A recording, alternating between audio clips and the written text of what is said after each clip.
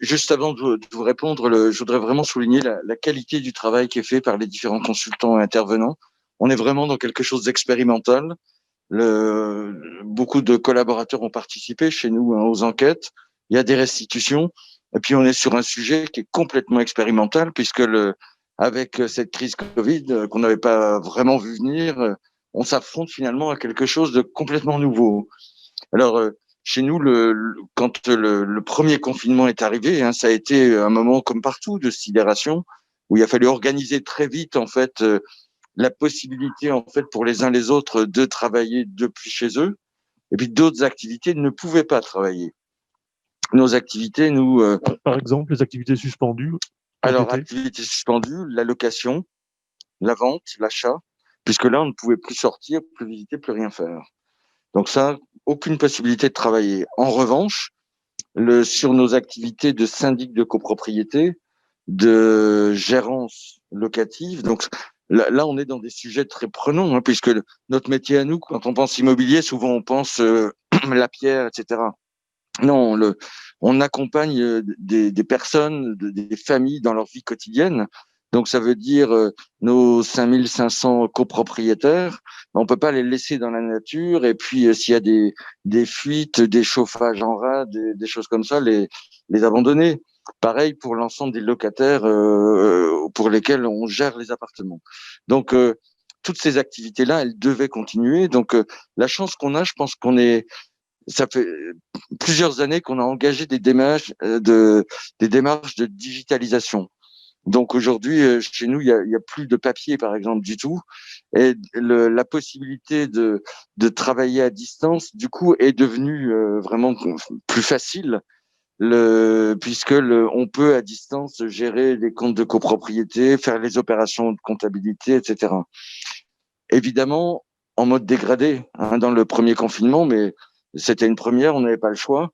Et puisque le problème après des connexions de chacune des personnes depuis chez elles, évidemment, peut varier très fortement, de même que les conditions de travail.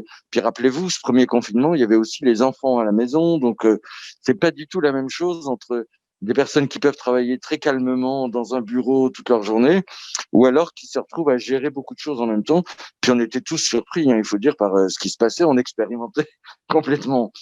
Donc, pour toutes ces activités-là, en fait, on a fait les réglages, on avait le matériel, le ordinateur, mais on a fait tous les réglages avec nos prestataires pour que chacun puisse repartir avec le matériel nécessaire. On a fait les tests, ça fonctionnait et ça a permis de lancer un premier mouvement, d'expliquer comment on allait faire face, sachant que quand ça a démarré, on n'avait pas une grande idée de comment ça pouvait marcher.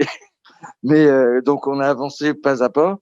Et je dois dire, chez nous, Mike Evesi, le directeur des activités de syndic, a eu un rôle vraiment très important puisque il a mis finalement en place l'ensemble de ces dispositifs et puis a gardé le contact avec les uns les autres pour voir comment ça fonctionne. Puis vous avez aussi des collaborateurs qui sont plus anxieux que d'autres. Donc il faut gérer tout ça. Donc ça a été sur la partie de gestion et en revanche en habitation, vente, location, là pouvoir quand même parler un peu aux propriétaires, aux vendeurs qui étaient inquiets aussi, qu'est-ce qui allait se passer. Certains se disaient oh là là, je vais pas pouvoir rembourser mes crédits, donc comment accompagner les uns les autres. Et puis tout d'un coup, on se retrouve à ne plus pouvoir faire. On ne peut pas résumer la richesse de ce que vous dites, et j'imagine la richesse que Simone Bourreil a découvert à travers votre exemple du mur immobilier, mais quand même les grands axes, des activités suspendues, mais pas que, des activités maintenues. Vous parlez de la présence aux locataires, etc. C'est une présence quotidienne, vous l'avez dit. C'est-à-dire qu'on ne peut pas suspendre ce service, il faut être présent à ce moment-là malgré tout, malgré les dispositions sanitaires. Et vous dites aussi parfois des travaux transformés, c'est-à-dire qu'on n'a pas fait forcément de la même manière qu'on le faisait auparavant. Vous avez cité un de vos collaborateurs, Mike Evesi, qui a priori est juste dans la cloison, une cloison plus loin, et je crois est en ligne. Mike Evesi, est-ce qu'on peut vous passer la parole quelques minutes pour nous dire, si on a bien compris, c'est vous qui étiez un petit peu au charbon sur le fait de remettre en place la tuyauterie, le télétravail, l'organisation différentes en situation de crise sanitaire. Comment vous vous y êtes pris comment pour pouvoir mettre en place cette organisation adaptée aux restrictions sanitaires? Bien, bonjour à tous. Donc, je me présente rapidement, Mike Evessi. Effectivement, je suis le directeur syndic du groupe du Mur Immobilier. Donc, comme le disait Fabrice, quand le mois de mars est arrivé, le confinement nous est tombé dessus un petit peu contre toute attente et il a fallu réagir très, très rapidement pour mettre les choses en place. Donc, très rapidement, effectivement, la première chose qu'il fallait faire, c'est pouvoir mettre à disposition les outils techniques à chacun de nos collaborateurs pour qu'on puisse continuer à travailler, puisqu'effectivement, en ce qui nous concerne dans le syndic, on ne pouvait pas se permettre d'arrêter notre activité et de laisser tous nos copropriétaires comme ça en rade avec des pannes, etc. Donc la première chose, et ça a été très rapide, hein, puisqu'on avait 24 heures pour le faire, souvenez-vous, quand on a eu les annonces gouvernementales à la télé, eh bien, il fallait se mettre à la page en 24 heures. On n'était pas préparé à ça, du moins c'est ce qu'on croyait, puisqu'en fait, on s'est rendu compte très rapidement qu'on avait tous les outils technologiques et techniques pour pouvoir réussir ce confinement et pouvoir travailler à la maison. Donc, tout le travail qui avait été fait toutes ces années de numérisation, etc., d'équipement aussi avec des ordinateurs portables, etc., et bien là, on a pu en récolter les fruits. Et très rapidement, grâce à notre prestataire informatique, on a pu équiper tout le monde et tout le monde a pu repartir à la maison avec son outil informatique pour pouvoir travailler. La deuxième problématique, c'était de savoir effectivement comment on allait pouvoir travailler depuis la maison, puisque ça, on ne savait pas comment le faire, c'était la première fois qu'on était confronté à ce genre de choses. Donc, il a fallu effectivement remettre en place toute une organisation, puisqu'on a des procédures, etc., mais qui n'étaient plus valables, puisqu'on ne pouvait plus se voir physiquement. Et il y a plein de choses qu'on a dû changer et adapter très rapidement pour qu'on puisse continuer à travailler. Je vais donner un exemple très simple. Les facturations, tous les fournisseurs qui ont continué à travailler, ou même EDF, les fluides, tout ce qui est eau, etc., il a fallu continuer à payer les factures. Et tous ces paiements doivent se faire depuis un serveur sécurisé qui est ici, centralisé. Et ça, on ne peut pas le faire à distance. Ce qui veut dire qu'il a fallu que chaque comptable puisse avoir chez elle, à la maison, les factures en scan pour pouvoir les saisir et qu'après, on puisse les payer effectivement d'ici. Donc, tout ça, c'est toute une organisation qu'on a dû mettre en place. On a eu quelques personnes qui ont dû rester au bureau, dont moi, pour pouvoir organiser tout ça. Deuxième chose, juste encore une petite chose qui me paraît quand même importante à dire, c'est le lien qu'il a fallu garder avec les collaborateurs. Effectivement, tout à l'heure, Fabrice le disait, on avait deux problématiques, c'est-à-dire, garder le lien avec les collaborateurs dans un premier temps pour voir si tout fonctionnait correctement. Deuxième temps, ce qui était très important, c'était de garder un lien social quand même avec eux. On a beaucoup parlé de distanciation sociale, mais je pense que le terme distanciation physique est bien plus adapté parce qu'au niveau social, il a fallu garder un lien très important avec tous les collaborateurs. Chaque jour, j'ai eu un contact avec tous nos collaborateurs pour voir un petit peu comment ça se passait, comment ils pouvaient ressentir cette crise et comment ça allait. Donc, c'est à la fois un dispositif qui est numérique. En gros, il faut que la tuyauterie fonctionne, il faut que les éléments numériques fonctionnent pour que vous puissiez travailler et faire cette activité. Et vous soulignez là dans votre intervention aussi que la distance pose naturellement un problème, c'est qu'on est en coupure un peu sociale, cette distanciation sociale. Il n'y a plus de lien physique, il n'y a plus de lien émotionnel, ou il y a moins de liens émotionnels. Je vais peut-être passer la parole à Simone Bourret qui est intervenue chez vous un peu pour comprendre comment vous avez procédé, comment vous avez fait. Qu'est-ce que vous avez remarqué sur cet aspect-là? Est-ce que voilà, les dispositifs numériques suffisent ou est-ce qu'effectivement il faut, sur le plan un peu du lien, du contact, du management, poursuivre d'autres efforts, en particulier prendre soin des collaborateurs qui sont distants? Alors, j'ouvre juste déjà une petite parenthèse. C'est vrai qu'en regardant l'écran, vous écoutant, je me faisais la remarque suivante, c'est que pour distinguer le présentiel et le distanciel, c'est à l'image le masque. Parce que vous êtes tous chez vous et on vous voit sans masque et c'est agréable, contrairement sans doute à nous. Donc, je me fais cette petite remarque en direct. Je reprends un mot de Monsieur Ginter qui disait on a la chance. Je pense que c'est pas une question de chance dans cette histoire, c'est bien parce qu'il y a une culture d'entreprise qui vient de loin, qui vient de croyances, de fortes croyances et convictions qui ont fait que du Mur Immobilier a investi énormément dans la technologie au service des activités. il y a quelque chose de visionnaire dans la posture du dirigeant et il transmet ça à ses équipes et à ses collaborateurs. C'est même d'autant plus vrai que, par exemple, du mur immobilier a été plus vite que les études sur la question de la signature électronique authentique. Donc c'est bien parce qu'il y a eu ça que ils ont pu continuer certaines activités. Après, je rajouterais que quand on est dans cette culture, il y a une histoire aussi de confiance, une histoire de confiance qui fait que les collaborateurs suivent les décisions, les collaborateurs sont en phase avec les décisions, donc c'est un élément important à rappeler. J'aurais envie aussi de rajouter que finalement, il faut que c'est parce qu'on connaît bien son entreprise, c'est parce qu'on connaît bien ses collaborateurs. Ses collaborateurs, c'est pas le cas dans toutes les entreprises, que on est capable de faire attention à ses collaborateurs, même s'ils sont en distanciel. 2 étapes. La première, on équipe. Alors quand on dit qu'on équipe, Mike pourra témoigner, mais il y a eu un travail quand même incroyable de réactivité, incroyable en termes de recherche de solutions, un travail incroyable pour dépasser les difficultés, les obstacles. Et puis, il y a un deuxième temps qui est, une fois qu'on a équipé, comment on garde le lien, comment on travaille le lien. Il y a eu des règles qui ont été plutôt très bien accueillies, très bien suivies pour rester en lien. Il y a eu des règles qui ont été plutôt bien accueillies aussi par les managers pour rester sur ce lien social, pour faire en sorte que même si on est en distanciel, on fasse attention à ses collaborateurs. Et j'aurais encore une fois envie de dire que c'est ça qui est le marqueur du mur ou l'ADN du mur immobilier. Dernier point, si tu me permets, Jean-Michel. Il y a eu aussi des règles qui consistaient aussi à savoir qui on garde en présentiel, qui on garde en distanciel, qui on met en chômage partiel. Et ça s'est fait sur de bons critères, notamment l'obligation d'être présent ou pas, notamment la tâche ou l'activité, est-ce qu'elle peut vraiment être compatible avec un travail en distanciel. Voilà. Fabrice Ginter, en un mot, pour passer rapidement la parole à Monsieur Jacot d'ICEATEC pour parler d'un point particulier là, qui a été témoigné à l'instant. Vous vous reconnaissez dans ce que dit Slimane Bouraï en matière de culture d'entreprise, de capacité d'anticipation et d'innovation? Je crois qu'il le dit mieux que je suis capable de le dire. Et je pense que c'est aussi effectivement l'ADN. Dans nos PME, on arrive aussi à faire ce genre de choses où finalement la prise en compte des uns et des autres ou dans des plus petites unités de groupes plus importants, on peut aller plus loin. Un processus de décision plus court, plus efficace? Alors, processus de décision plus court, de la transparence, parce que les choses sont bien appliquées quand on les explique. On voit bien en ce moment le problème du gouvernement et des citoyens français. Il y a un problème, c'est une défiance complète.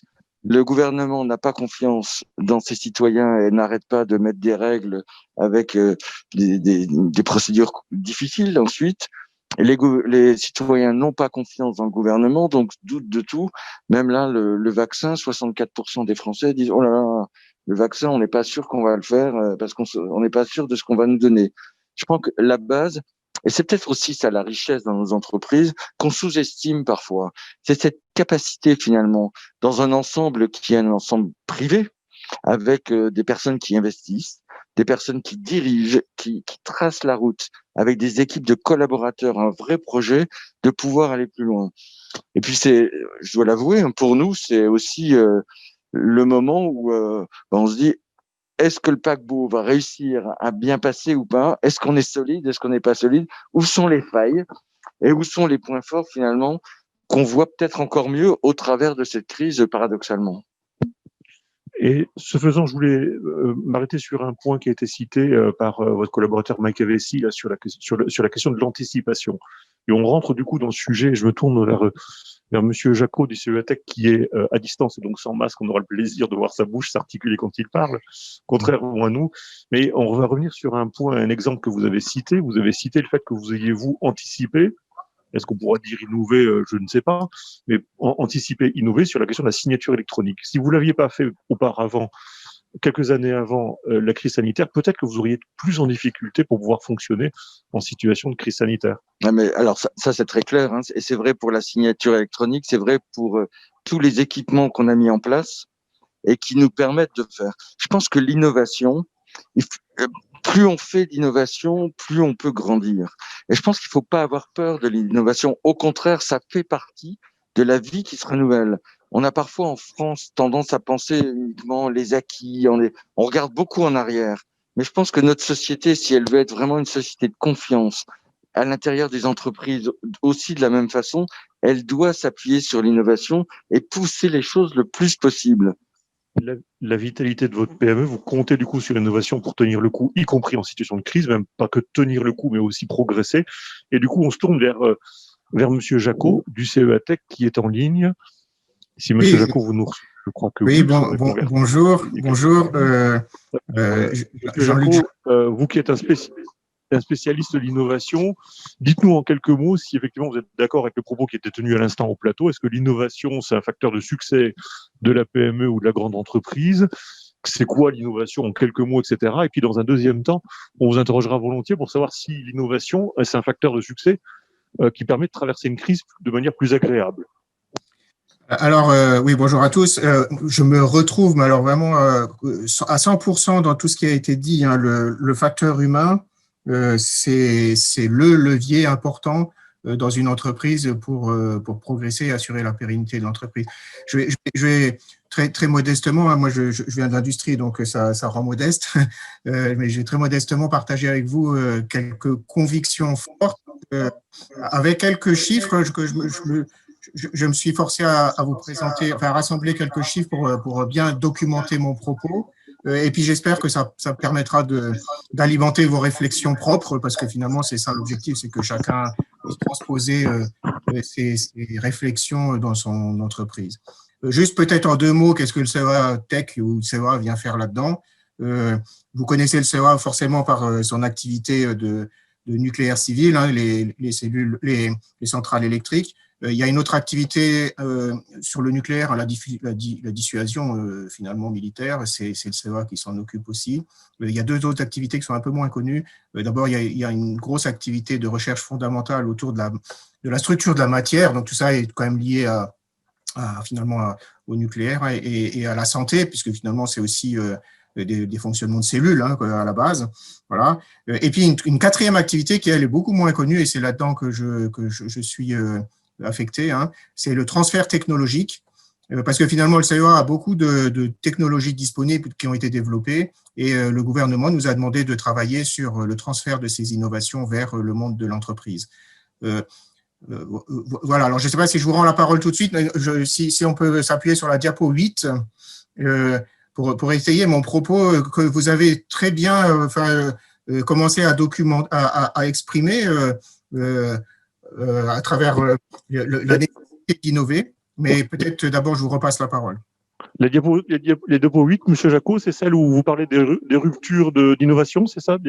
Non, c'est celle qui est actuellement à l'écran, qui explique finalement pourquoi il faut innover. En gros, pour comprendre cette diapositive, si on le lit bien, vous nous expliquez que quand on compare des panels d'entreprises qui investissent sur l'innovation, elles s'en sortent toutes mieux, à la fois du côté de l'emploi, à la fois du côté de la performance, c'est ça? Oui, je vais vous expliquer en deux mots. En fait, ce sont la première conviction très forte, hein, c'est que l'innovation, c'est vraiment un levier de pérennité pour l'entreprise. Et une fois qu'on a dit ça, on peut le documenter, en fait. J'ai travaillé assez longtemps dans la filière automobile, et j'étais dans la partie plateforme de la filière automobile qui anime la filière. Et en fait, dans cette filière, chaque année, on fait une enquête de performance qui est basée sur 17 indicateurs, hein, qui soient qualité, qui soient logistique, qui soient formation des hommes et engagement des hommes, taux d'absentéisme, nombre de suggestions, etc. Bon.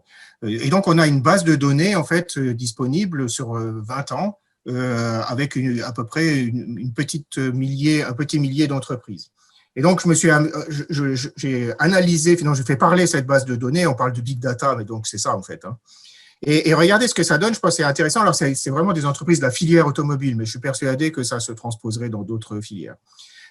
Tous les graphiques, en fait, ils sont les cheminées bleues, c'est les chiffres moyens de performance, les chiffres moyens le premier, c'est la situation en 2011, et en rouge, c'est la situation 2015. Alors, ce sont des chiffres qui datent un peu, et c'est parce que c'est à cette époque que j'étais à la plateforme de filière automobile. Alors, regardez le premier graphique, performance, levier de développement. L'échantillon complet, ça veut dire on a mis tout en base 100 en 2011, et en 2015, l'ensemble de la filière automobile, on peut le dire comme ça, est passé de 100 à 119 de chiffre d'affaires.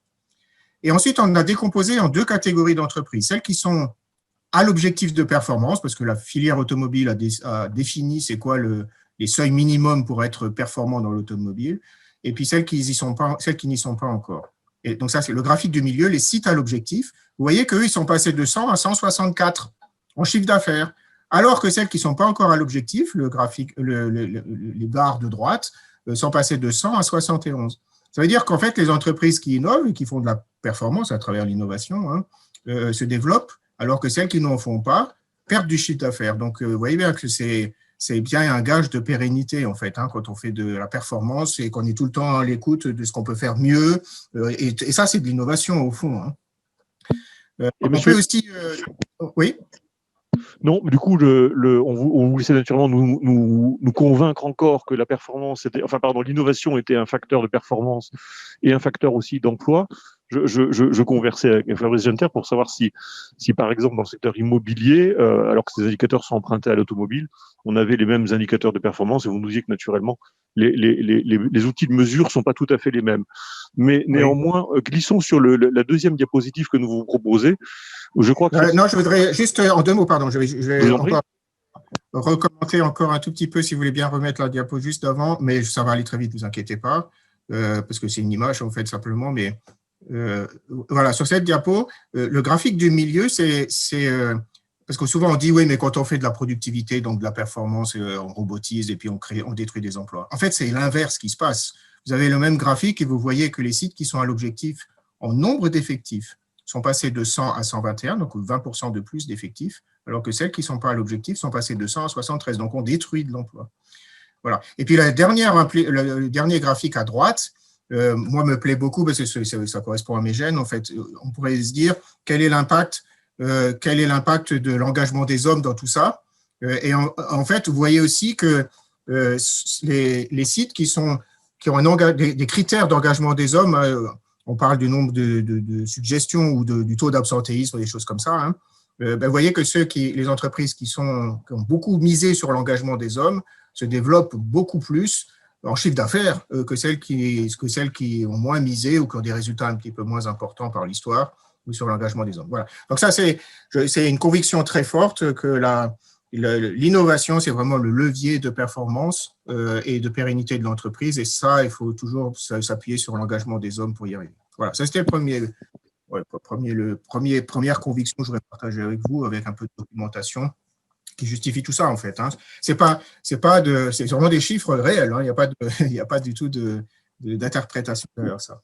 Monsieur Jacot, en un mot, je crois que vous nous avez dit dans la préparation que vous observiez que pendant la crise, pour revenir à ce mois de mars 2020, qu'on gardera tous en mémoire, je crois, et avril et les mois qui suivent, vous observez un ralentissement des investissements, ou en tout cas des dossiers qui vous arrivent au CEA Tech. Comment oui, ça c'est le fait qu'on puisse, du coup, puisque l'innovation est facteur de performance, qu'on puisse, quand on est PME ou qu'en entreprise, suspendre éventuellement des investissements en innovation.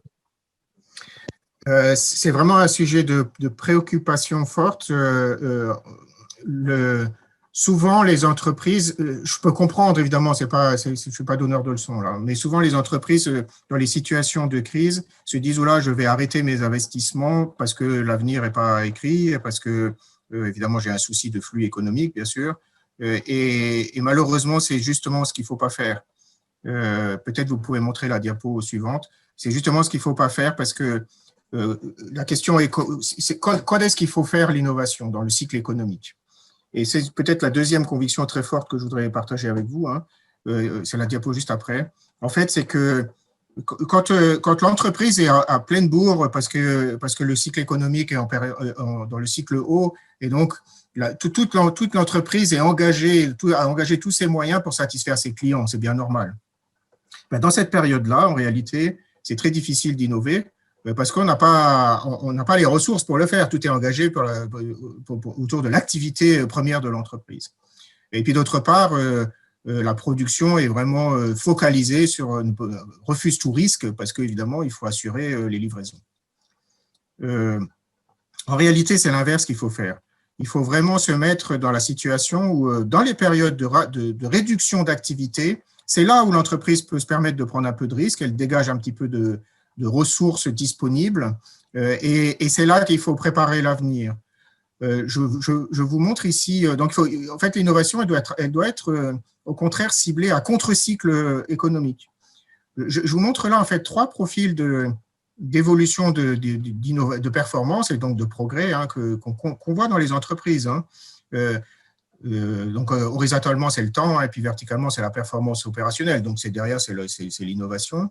Il y a des entreprises, la courbe rouge tout en bas, qui finalement ne progresse pas dans le continu, et puis se dit, je vais faire un nouvel atelier, où je vais investir des nouvelles machines, et vous allez voir ce que vous allez voir. En fait, c'est pas un profil technologique, c'est ça. Oui, les sauts technologiques sont très importants. C'est le graphe qui est tout en bas. Et en fait, l'entreprise n'est pas préparée au changement. On retrouve les problèmes d'hommes, finalement. Donc, ce n'est pas une bonne stratégie pour innover. Et il y a un deuxième profil d'entreprise qu'on trouve, c'est celles qui font du progrès continu en permanence et à outrance, j'allais dire. C'est la deuxième courbe rouge. Et en fait, il y a un côté bien, c'est le progrès continu, parce qu'évidemment, il ne faut jamais s'arrêter. Mais ce n'est pas suffisant parce que finalement, si on ne fait pas les sauts technologiques qui sont disponibles, la courbe commence à s'aplatir, en fait. Et donc, finit par perdre la course. Et puis, un troisième profil d'entreprise, et c'est celle-là que je voudrais vraiment mettre en avant parce que c'est celle qui gagne à la fin, en fait.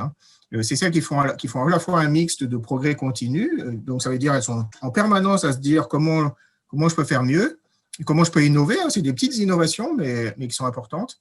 Et puis après, il y a les sauts technologiques à faire parce que le numérique arrive, on l'a dit tout à l'heure, parce que l'informatique arrive, parce que l'intelligence artificielle arrive, etc. Et il faut profiter de ces sauts technologiques. Et donc, c'est les ruptures qu'il faut faire et au bon moment dans le cycle de l'entreprise pour se démarquer. Pourquoi on fait de l'innovation? Ce n'est pas pour faire une belle vitrine technologique. C'est pour se démarquer de la concurrence et sortir de la seule discussion prix avec les clients. C'est le seul et unique intérêt de faire de l'innovation pour l'entreprise. Bon, accessoirement, ça permet de mobiliser les hommes dans l'entreprise, mais c'est juste un effet positif collatéral. Bon, voilà la deuxième conviction forte que je voulais partager avec vous.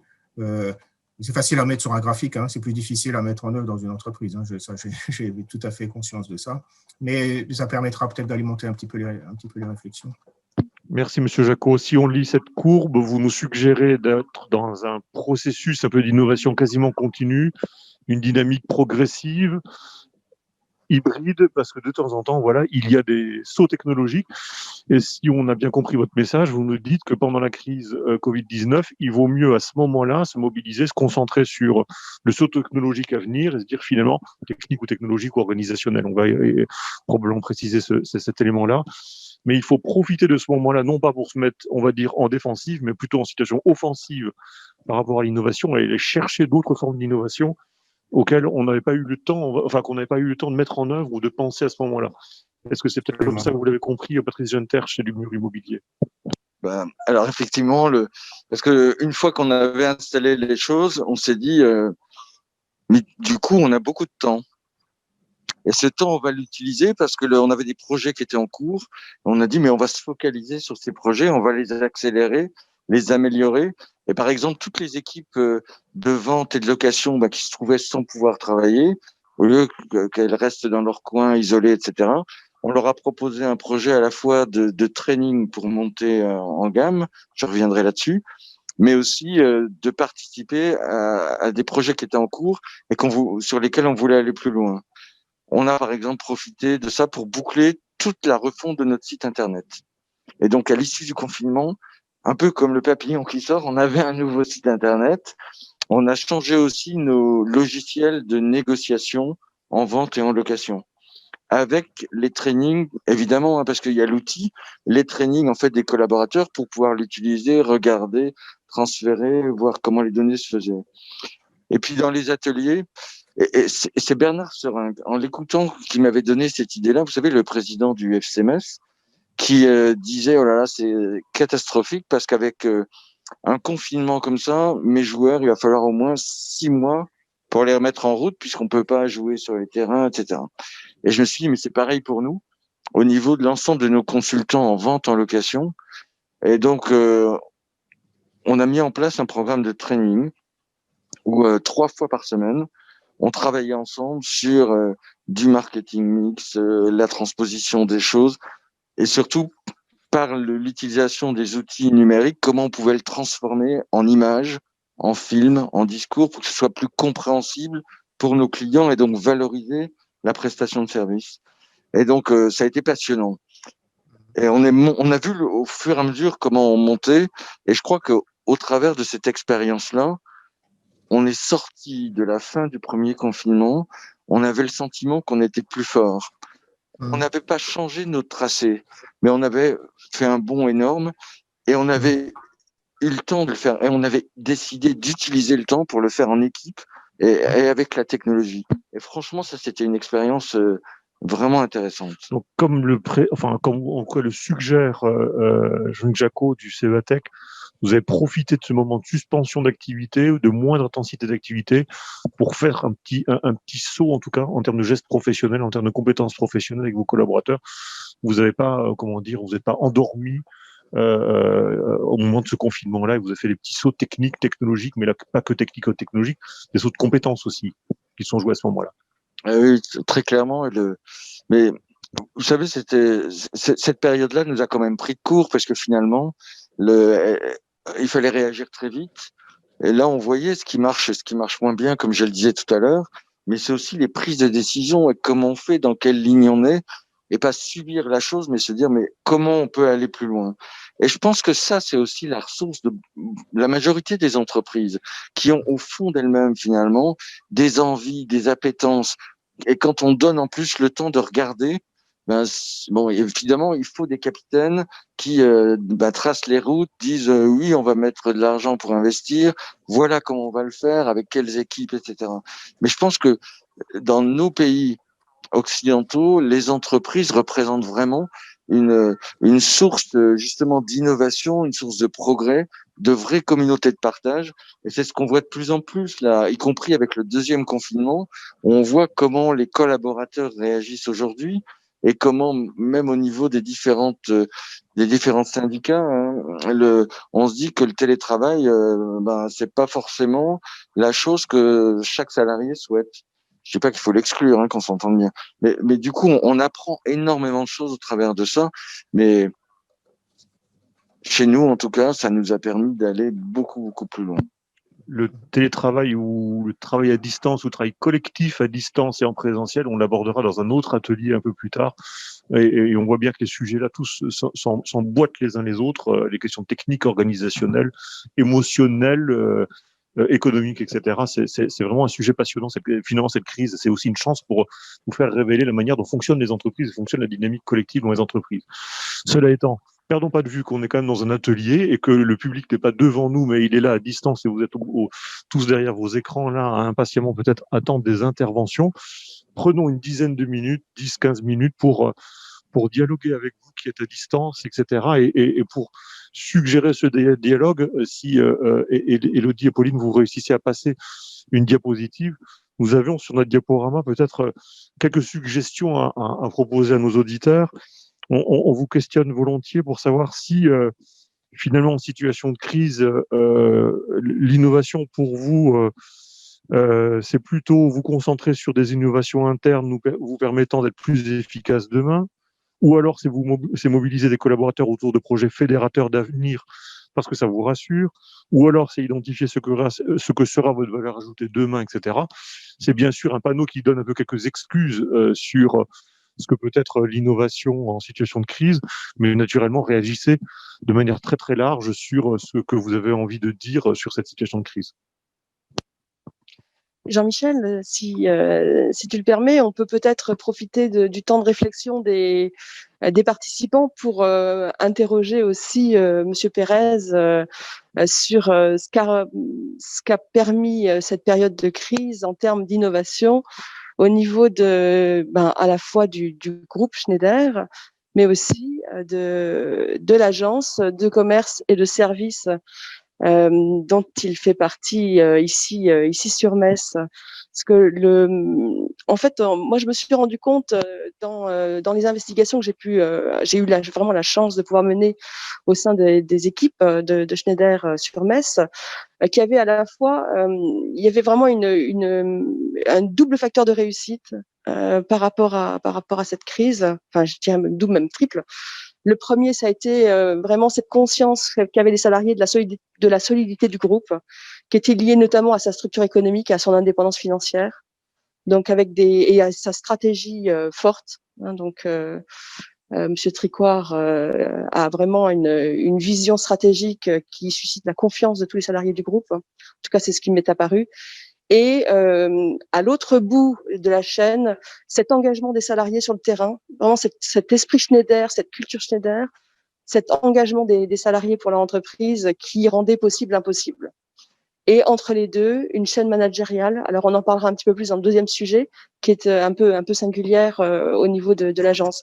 Donc, est-ce que vous pouviez nous dire comment Schneider a pris en main cette question de l'innovation dans le cadre de cette crise qu'on a traversée?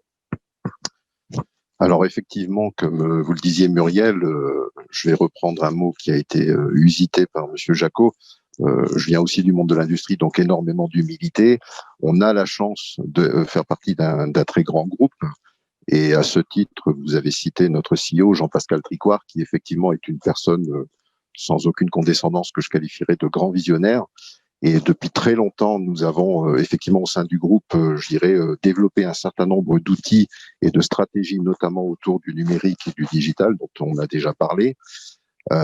On avait la chance d'avoir déjà au niveau de la France un certain nombre d'accords avec nos partenaires sociaux qui faisaient que un certain nombre de collaborateurs pouvaient prétendre au droit de télétravailler jusqu'à 2 jours par semaine.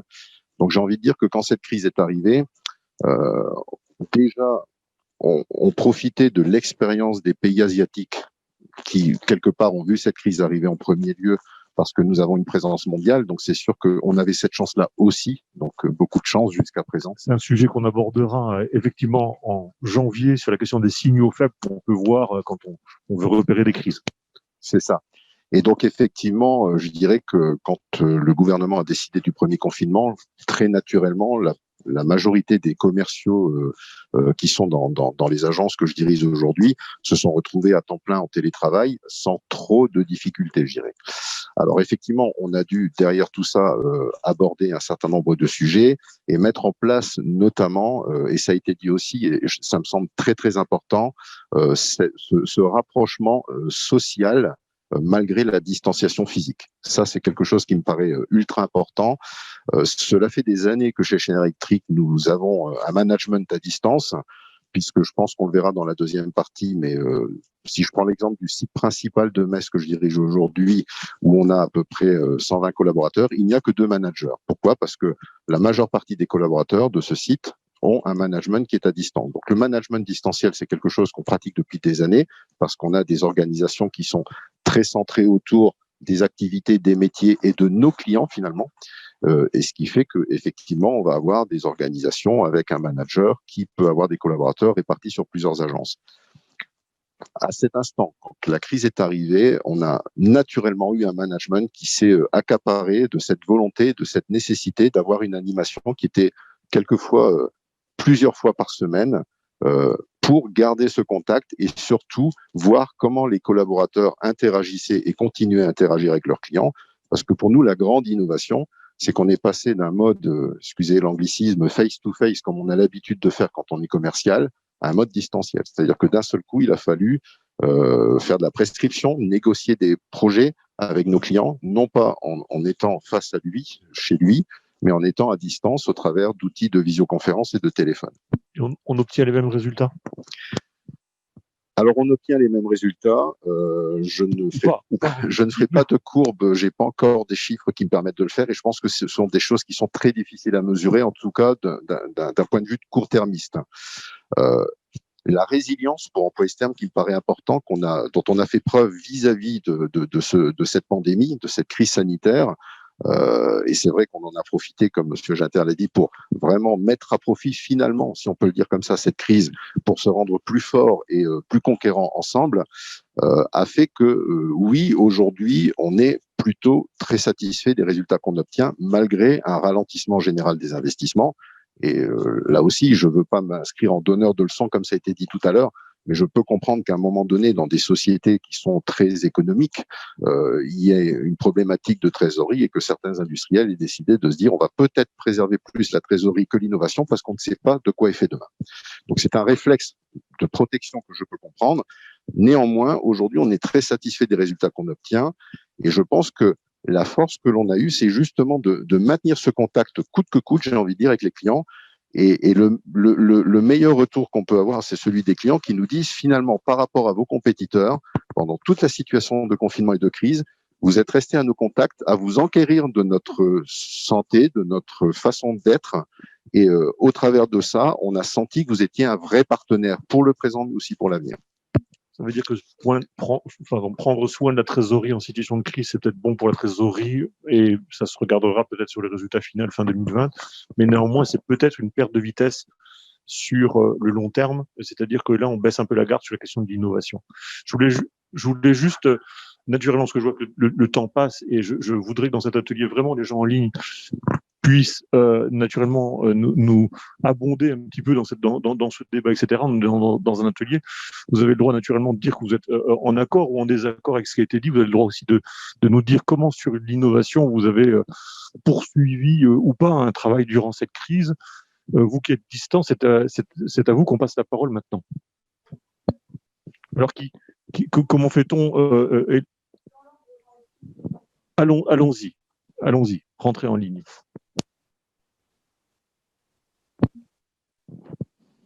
Peut-être juste, si vous pourriez vous présenter au moment où vous prenez Bonjour, j'ai levé la main. Ce serait parfait pour vous parler.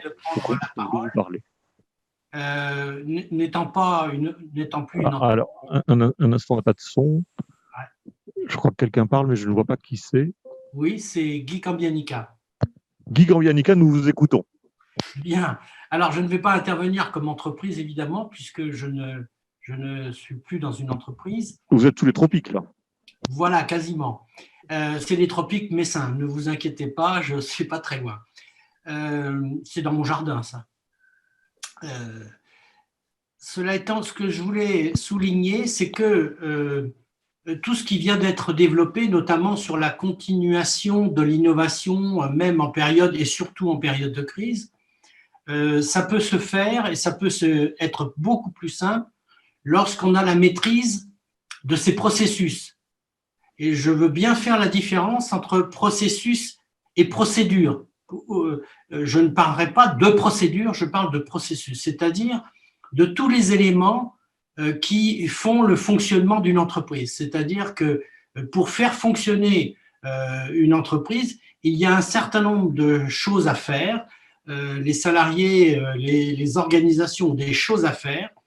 Et pour pouvoir les faire dans de bonnes conditions, les faire bien du premier coup, eh bien, il faut connaître parfaitement ces processus. C'est-à-dire de quelle manière on réalise telle et telle tâche pour arriver à l'objectif. Trop d'entreprises font les choses un petit peu au doigt mouillé, ce qui veut dire qu'on n'est pas sûr qu'à chaque fois qu'on engage une action, on va la réaliser dans de bonnes conditions et arriver au même résultat. Et le deuxième avantage de bien connaître ces processus, de bien les avoir décortiqués, c'est qu'on va pouvoir choisir dans tous ces processus ceux qui sont primordiaux et ceux qui ne le sont pas. C'est-à-dire ceux sur lesquels on va pouvoir investir, notamment en faisant de l'innovation ou en améliorant le processus ou en faisant du training, comme disait M. Ginter, de façon à ce que ce processus soit bien maîtrisé par l'ensemble des acteurs. Et puis, la différence avec les processus que peut-être il ne faut plus faire soi-même. je sais pas, je vais dire par exemple, pour quelqu'un qui fait de la mécanique automobile, est-il utile d'avoir tout seul une cabine de peinture? Ou est-ce qu'il ne pourrait pas mutualiser ce processus de cabine de peinture avec quelques autres de ses collègues pour étaler les frais, parce que lui tout seul ne va pas optimiser l'utilisation d'une cabine de peinture à plein temps. Vous voyez, c'est un exemple comme ça. Et donc, c'est là-dessus que je voulais dire que je voulais mettre l'accent, c'est qu'il faut absolument, absolument être maître de ces processus, bien les connaître, et que chaque salarié qui est impliqué dedans soit aussi capable de les maîtriser et qu'on soit capable de les mesurer, c'est-à-dire de mesurer la réalité de la qualité du processus. Voilà, je ne voulais pas en dire plus. Merci beaucoup, Guy Cambianica. Nous avons d'autres demandes de prise de parole. Yolande Pagelot, bonjour. Oui. Nous vous écoutons. Oui, bonjour. Pour ceux qui ne me connaissent pas, mon activité est le conseil en entreprise et je voulais appuyer les propos de Jean-Louis Jacot. Jean-Louis, JL, ça doit être Jean-Louis. Excusez-moi si ça n'est pas ça. C'est ça,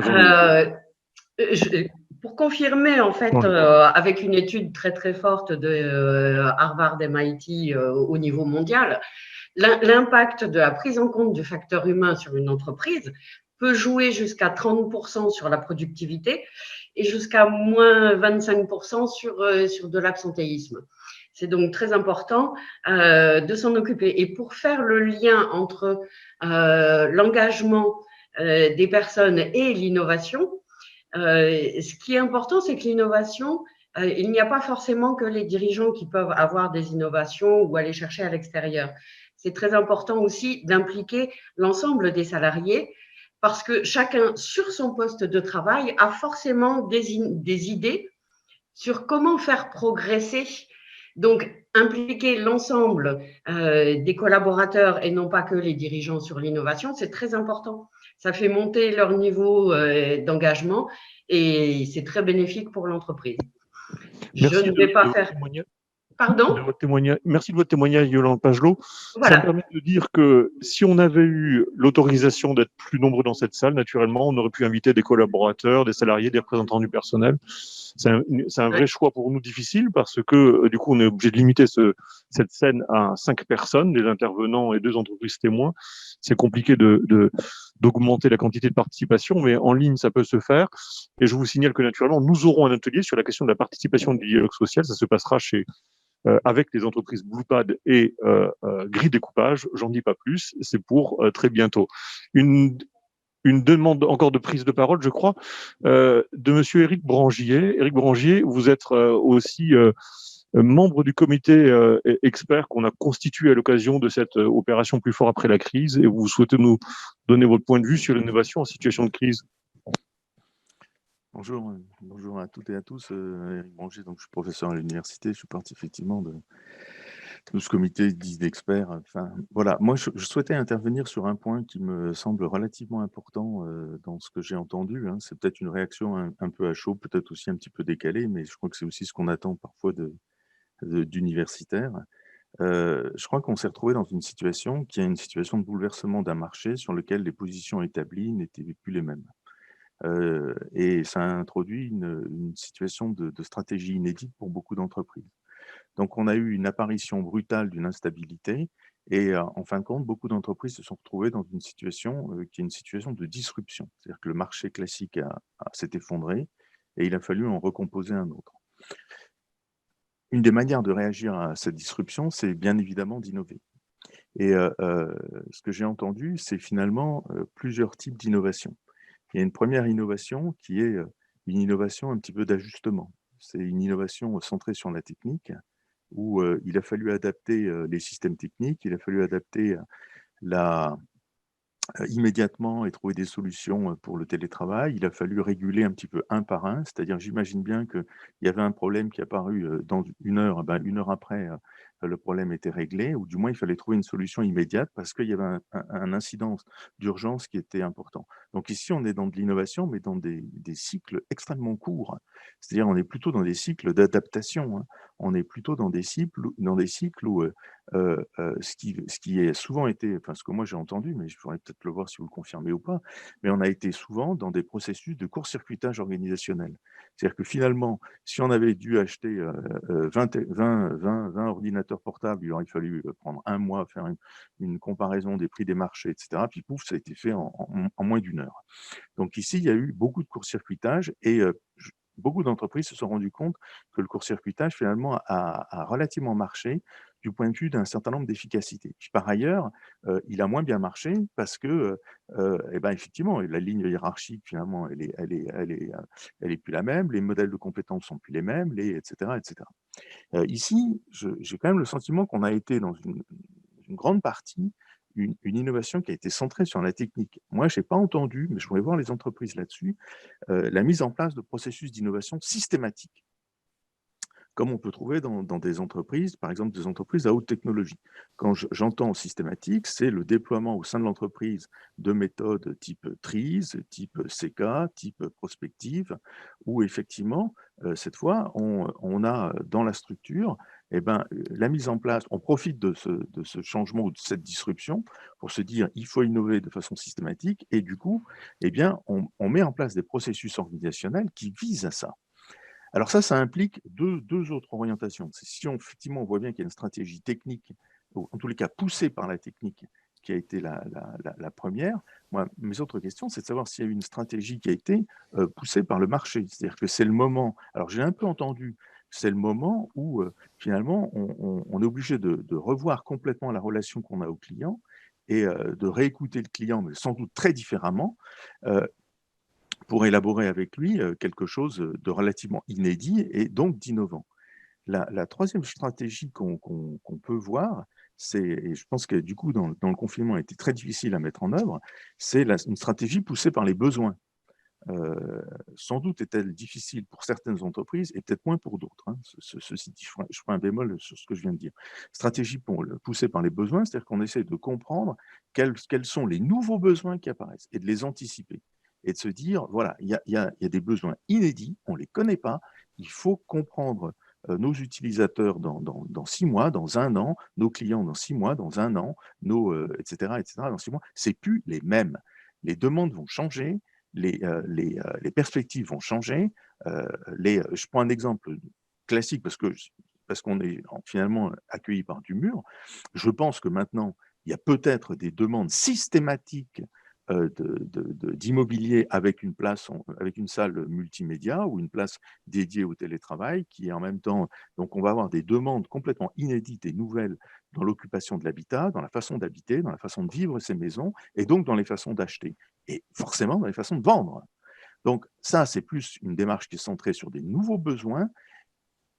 Je voudrais savoir si effectivement il y a pour les entreprises cette volonté systématique, j'entends bien systématique, de réappréhender les besoins avec des démarches centrées techniques, centrées marché et centrées besoins. Voilà un petit peu ma réaction. Merci beaucoup, Éric Brangier. Vous avez à la fois donné des éclairages et en même temps des questions. Je propose que Fabrice Ginter, dans son propos conclusif sur ce premier cas, tente de vous donner quelques exemples. Mais juste avant de conclure cette première séquence, il y a 2 prises de parole. Je vous demande juste des interventions très très courtes, s'il vous plaît, pour ne pas commencer à grignoter du temps sur la deuxième expérience qui est proposée par Schneider Electric. Monsieur Dechoux, c'est à vous. Je vous remercie, vous m'entendez bien? Une intervention relativement courte. Oui, ce sera court. Pour préserver le temps de la deuxième expérience. Merci. Est-ce que vous m'entendez bien? Est-ce que vous... Ah, pardon. Nous vous écoutons.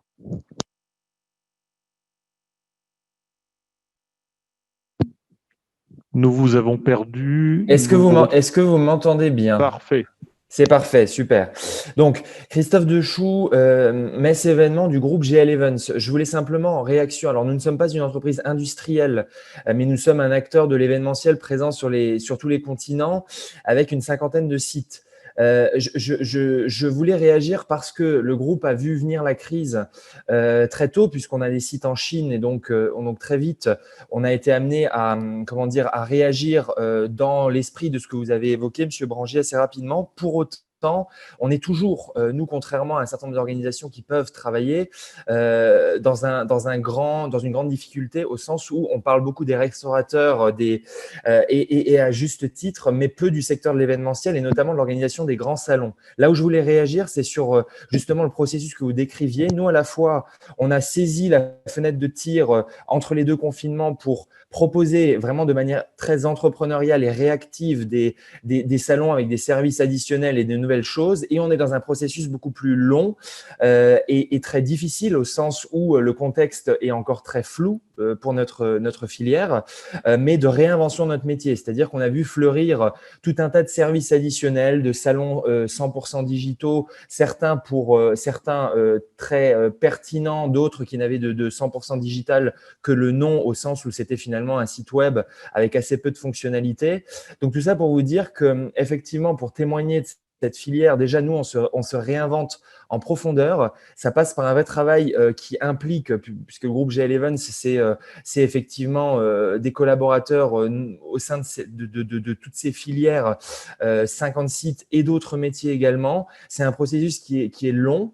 C'est un processus qui, pour répondre directement à mais quel processus organisationnel, qui passe par des groupes transverses avec une logique de synergie intergroupe beaucoup plus poussée et en profondeur.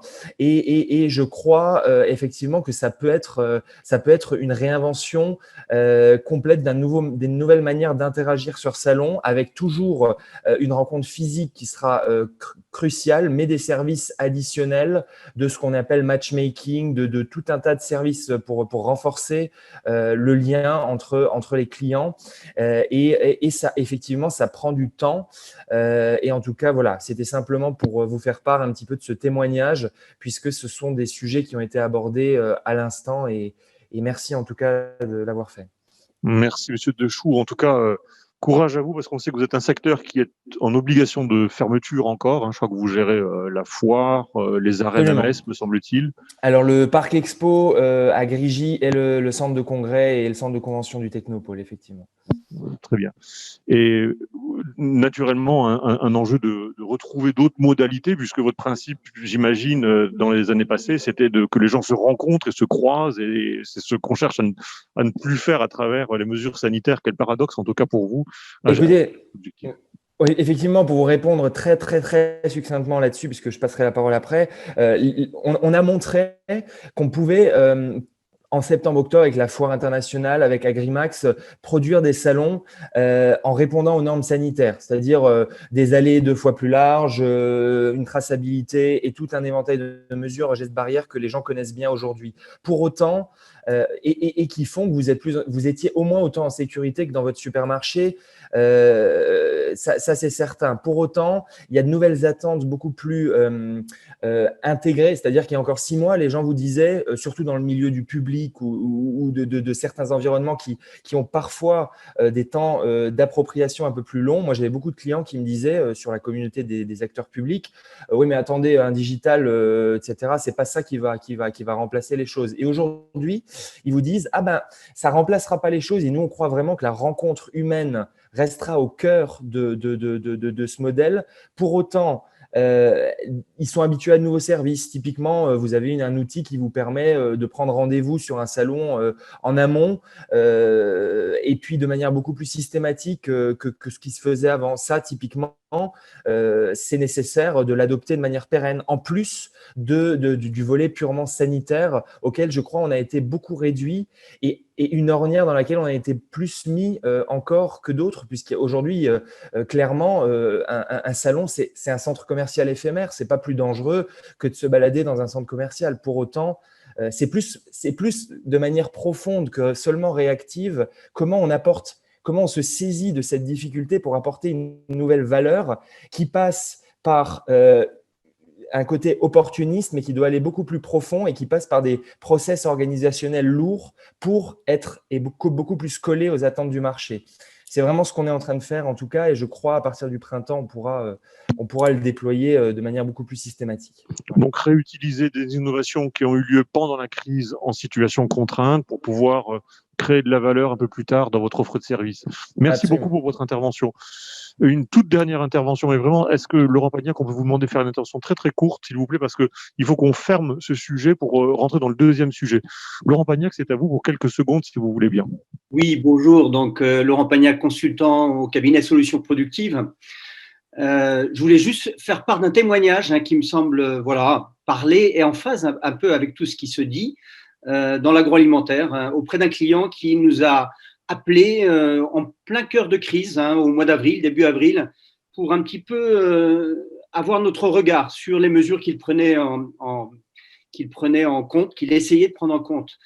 J'ai été marqué lors de ce passage dans cette entreprise par la capacité et la puissance de la créativité, en fait, pour à la fois travailler autrement sur des lignes de fabrication et aussi par l'implication du management. Alors, on en parlera peut-être tout à l'heure, mais qui a vraiment, pour moi, créé de nouvelles ressources dans l'entreprise et aussi de nouveaux points d'appui, parce que c'est une entreprise qu'on suit depuis longtemps.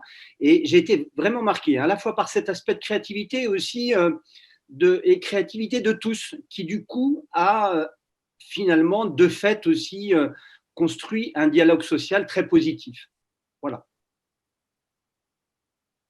Merci beaucoup Laurent Pagnac pour ce témoignage lointain, je crois. Et oui, c'est une contribution intéressante. Et je vous suggère de faire. Alors le sujet n'est pas fermé, mais c'est un atelier. On l'a ouvert. On va reprendre des choses. On va reprendre aussi les écrits que vous laissez sur le chat qu'on voit à notre droite. Et puis vous pouvez envoyer encore des contributions par mail si vous le voulez, ou alors des demandes de contact. Il n'y a pas de souci. C'est un atelier. C'est fait pour ouvrir un peu le dialogue et essayer de trouver des réponses ensemble.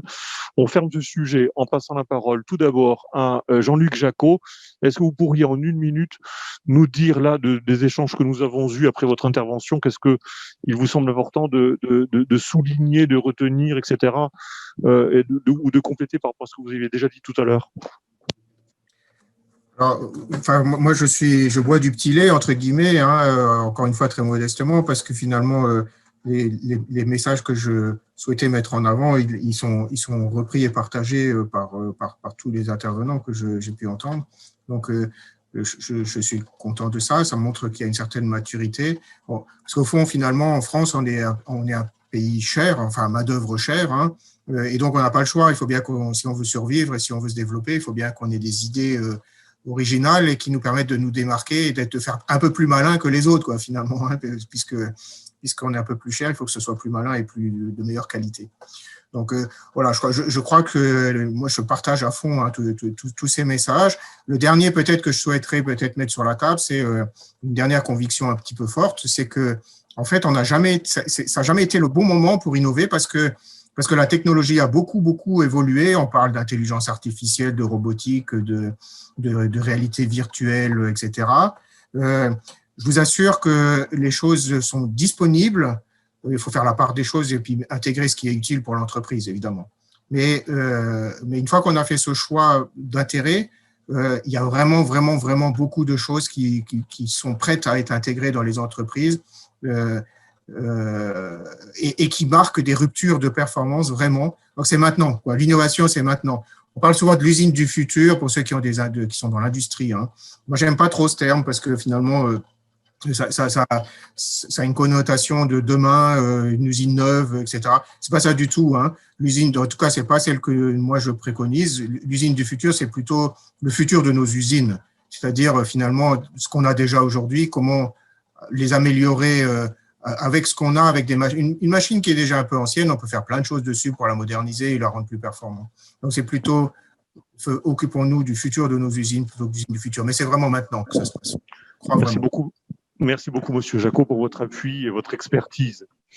Le futur aussi des PME, le futur y compris des services, et pas pas des PME très lointaines. Peut-être un petit mot de conclusion, Fabrice Genter, avant qu'on glisse sur la dernière intervention, enfin le deuxième témoignage avec José Pérez.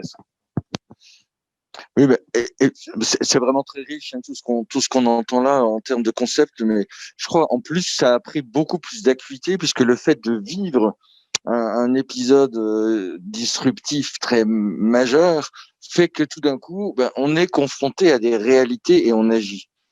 Et pour reprendre ce que nous disait Éric Béranger, je pense qu'effectivement il il y a un aspect d'innovation qu'on teste, par exemple, en ce moment dans l'immobilier.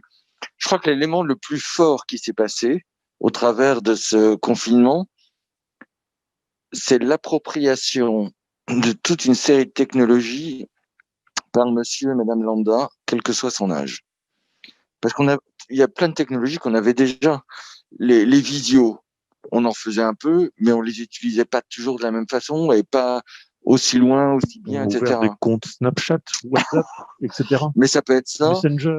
Ben c'est ça, mais c'est les grands-parents qui se mettent à parler à leurs petits-enfants et ils n'ont plus peur puisqu'ils n'ont pas eu le choix. Et là, ils se rendent compte que c'est facile. Mais ça veut dire, par exemple, pour nous, dans l'immobilier, ça nous donne des possibilités qu'on n'avait pas avant parce on pouvait compter que sur une infime fraction.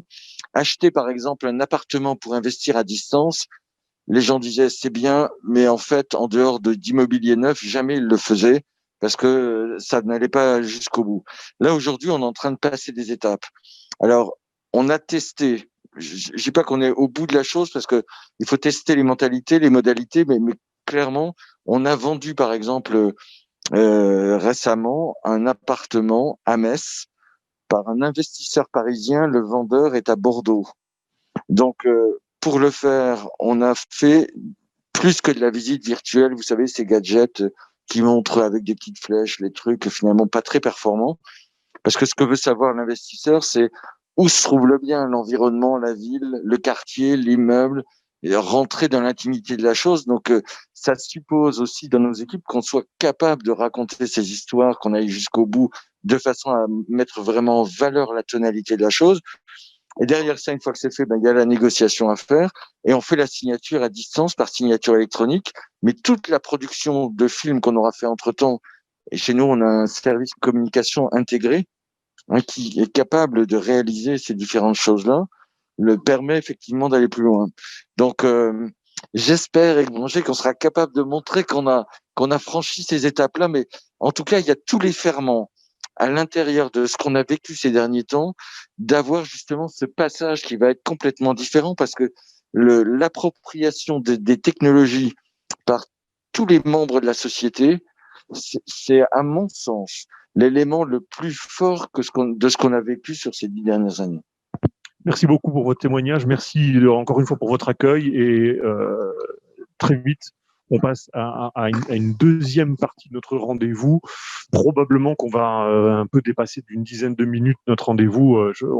Si c'est possible pour les gens qui nous suivent, si c'est possible pour vous aussi, Monsieur Pérez.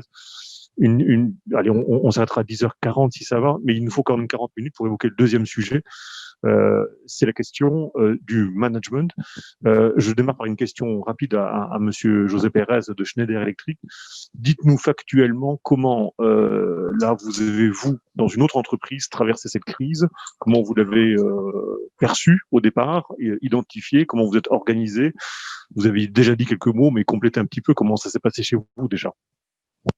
Alors sur le plan managérial, effectivement, je l'avais un peu introduit tout à l'heure. C'est vrai que nous avions entre guillemets la chance d'être peut-être un peu plus préparés à ce qui nous est arrivé que d'autres par la structuration même de nos équipes et de notre management, qui était un management dit à distance, qui implique d'ailleurs, M. Ginter en a parlé, beaucoup d'apprentissage et beaucoup de formation, parce qu'on ne manage pas des équipes qu'on a sous la main tous les jours comme on les manage lorsqu'elles sont distancielles.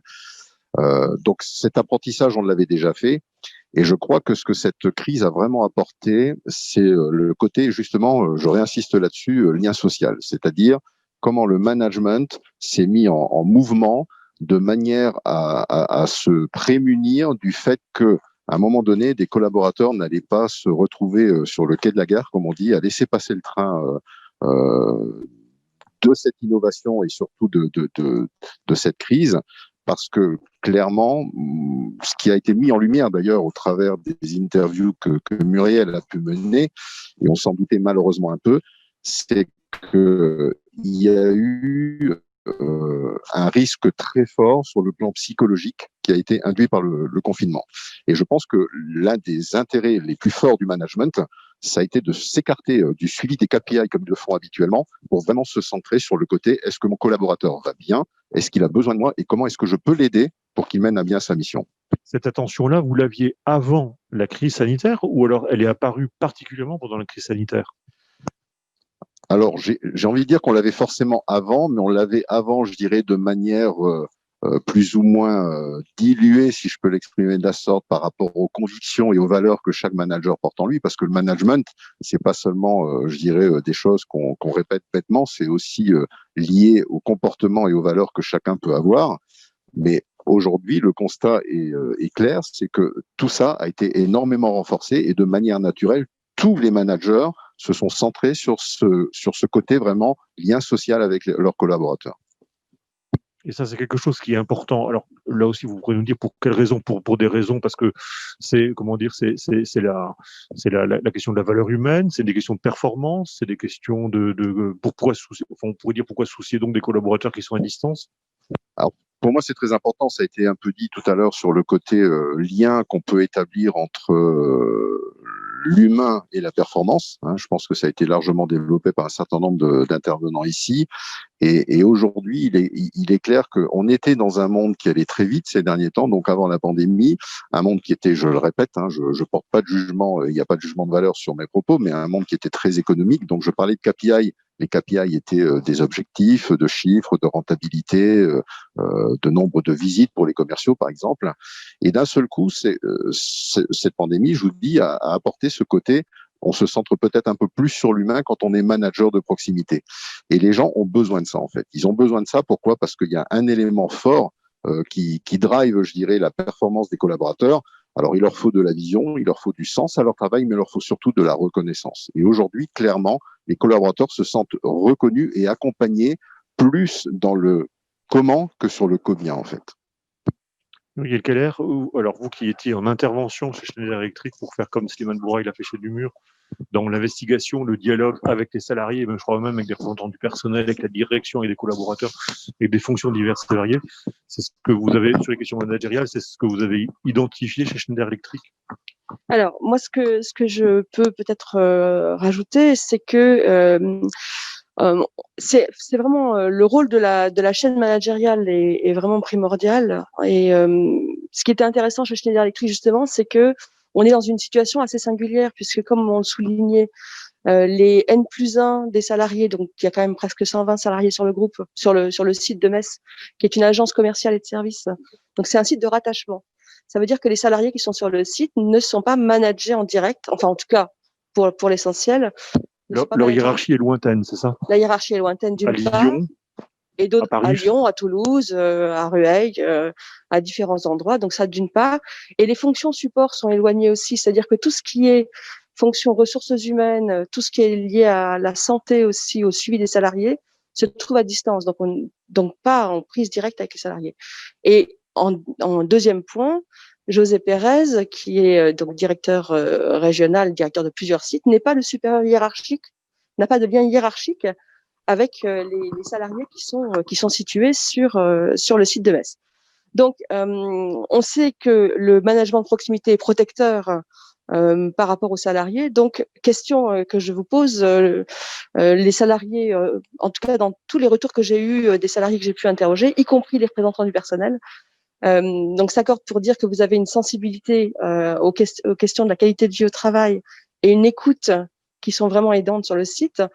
Donc, comment est-ce que vous, avec votre position un peu singulière sur ce site, comment est-ce que vous avez pu recréer ce management de proximité et qu'est-ce que vous envisagez encore de mettre en place pour justement allier sécurité et agilité au niveau des salariés du groupe? Alors effectivement, vous l'avez souligné, c'est vrai qu'aujourd'hui, on a beaucoup appris donc de cette première expérience qu'on a vécue durant ce premier confinement. Et clairement, quand on se projette, donc ça a été le mot a été employé tout à l'heure, mais on a spontanément avec l'état-major de la région. Donc effectivement, je ne suis pas le manager direct des équipes que j'héberge entre guillemets, si je peux l'exprimer de la sorte, puisque moi j'ai une responsabilité sur le plan légal par rapport à cette entreprise et aussi sur le plan donc hygiène, sécurité, environnement. Mais les managers qui sont sur des sites divers et variés un peu partout en France, aujourd'hui, nous avons pris la décision. Déjà, il y a un comité de direction qui se tient tous les mois entre les managers et moi-même Alors, comité autour duquel chaque dirigeant va faire état de ses performances, de son atteinte ou non de ses objectifs.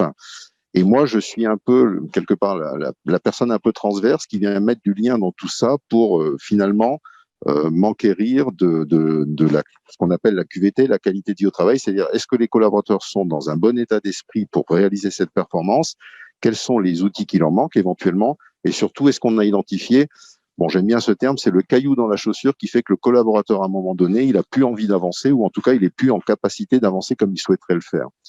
Et donc, le mot qui a été utilisé, c'est la libération de la parole. Donc, effectivement, on a ouvert des ateliers de libération de la parole pour que chacun s'exprime et finalement que chacun puisse, comme on le fait nous ici en débat, exprimer ce qu'il a vécu et quelles sont ses idées, parce que même si on est un groupe très centralisé, on a aussi la chance de pouvoir localement adapter, je dirais, notre vitesse de croisière et mettre en exergue des choses qui sont profitables, je dirais, localement, parce que l'intelligence, elle est locale, et qu'on peut éventuellement partager aussi avec d'autres équipes. Donc aujourd'hui, on est vraiment en train de travailler sur ces sujets-là pour faire en quelque sorte que, bien sûr, on ressorte plus fort, mais surtout, on se prépare à travailler différemment demain ensemble. Alors, vous dites que l'intelligence est locale, et je rebondis tout de suite sur ce propos-là, parce qu'il y a eu un événement majeur sur le site de Metz pendant le confinement, ça a été la fermeture du site et la rupture de la chaîne logistique. Et vous parlez d'intelligence locale, et effectivement, c'est ce que j'ai constaté dans mes entretiens avec vos collaborateurs, c'est que la rupture de la chaîne logistique aurait pu être dramatique pour la continuation de la continuité de l'activité. Une rupture de chaîne logistique, juste pour qu'on comprenne, c'est quoi? C'est le matériel n'est pas là, c'est ça? Je vais proposer à Monsieur Pérez de nous expliquer ce qui s'est passé, mais surtout de bien nous montrer comment cette intelligence de terrain a permis finalement à l'entreprise de continuer son activité. Alors effectivement, ça fait partie des choses qui ont frappé, si je peux le dire de la sorte, Muriel lorsqu'elle est venue chez nous. Je vais prendre un exemple très concret et factuel pour étayer ces propos. Quand on parle de rupture logistique, donc je rappelle, nous sommes sur un site commerce et services, donc ça veut dire que on a trois grands types d'activités: de la vente transactionnelle, on vend des produits au travers de partenaires ou directement chez nos clients, on vend des services et on vend des solutions, donc du clé en main. Et dans l'activité vente clé en main, on a vécu un événement, c'est que quand on dit rupture de la chaîne logistique, comme les sites étaient fermés, contrairement au deuxième confinement, on a à un moment donné du matériel qui doit passer par l'agence pour avoir un certain nombre de préparations avant de partir sur le chantier pour être installé chez les clients. Et en fait, ce matériel, le camion est arrivé, l'homme logistique n'était pas là puisque le site était fermé, donc il est reparti. Sauf que derrière, il y a un client qui continue à investir, qui continue à travailler et qui attend ce matériel pour pouvoir faire une opération d'agrandissement d'une chaîne ou de rétrofit d'une autre. Et donc, spontanément, le collaborateur qui était en charge de ce dossier, le chargé d'affaires, a pris les devants, a appelé donc les éléments de la chaîne logistique, en l'occurrence le transporteur avec lequel nous travaillons, pour dire, écoutez, j'ai préparé, donc c'est là où entre en ligne de compte le côté anecdotique, j'ai préparé mon garage, donc j'ai fait sortir la voiture de ma femme, vous avez 3 cellules moyenne tension à livrer, est-ce que vous pouvez les livrer à telle adresse? Comme ça, moi je vais les préparer chez moi avec le technicien qui va venir chez moi, et puis le jour J, au lieu de partir de Metz pour aller chez le client, ça partira de chez moi et ça ira chez le client. C'est ce que nous disait Éric Brangier tout à l'heure sur la question de l'innovation. La pandémie a complètement bousculé à certains endroits les dispositifs organisationnels qui étaient déjà réglés. Là, il y a eu de l'agilité, si j'ose dire, sur le fait de récupérer une organisation qui fonctionne plus. Alors, cette agilité, comme vous l'exprimez, je pense qu'elle est surtout drivée chez nous et je veux vraiment tirer un coup de chapeau à l'ensemble des équipes avec lesquelles j'ai la chance de travailler. On parlait d'ADN. Vraiment, l'ADN des collaborateurs de l'entreprise, c'est la satisfaction client. Ça, c'est le maître mot, c'est ce qui prime avant tout. Et en fait, à un moment donné, on a parlé de processus, on a parlé de procédure. Il est clair que nulle part il est écrit que si jamais le camion ne peut pas livrer à Metz, il faut qu'il aille livrer ailleurs. Le camion, s'il livre pas à Metz, il retourne à l'usine, très clairement. Ça, c'est ce qui est dans le processus. Eh ben, le collaborateur a pris sur lui de transformer ce processus instantanément parce que à cet instant, ce qui était le plus important, c'était pas le processus, c'était la satisfaction du client. L'objectif n'est pas forcément le moyen qui était convenu. Peut-être un dernier mot avant de passer la parole à Patrick Conjar qui est impatient de nous parler du management là et de compléter vos propos.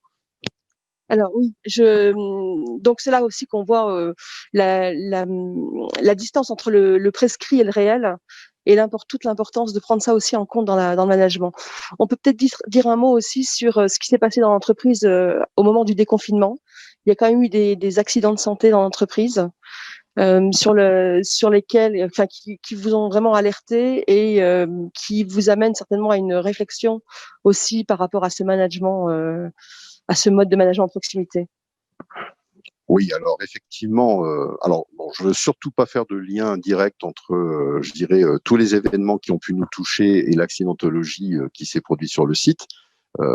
Néanmoins, il est clair que sans rentrer dans des détails, puisqu'on touche à de l'accidentologie, donc à du privé, à du médical, donc à du secret, il est clair qu'on a vécu un certain nombre d'accidents assez graves sur le site, d'ordre vasculaire et autres.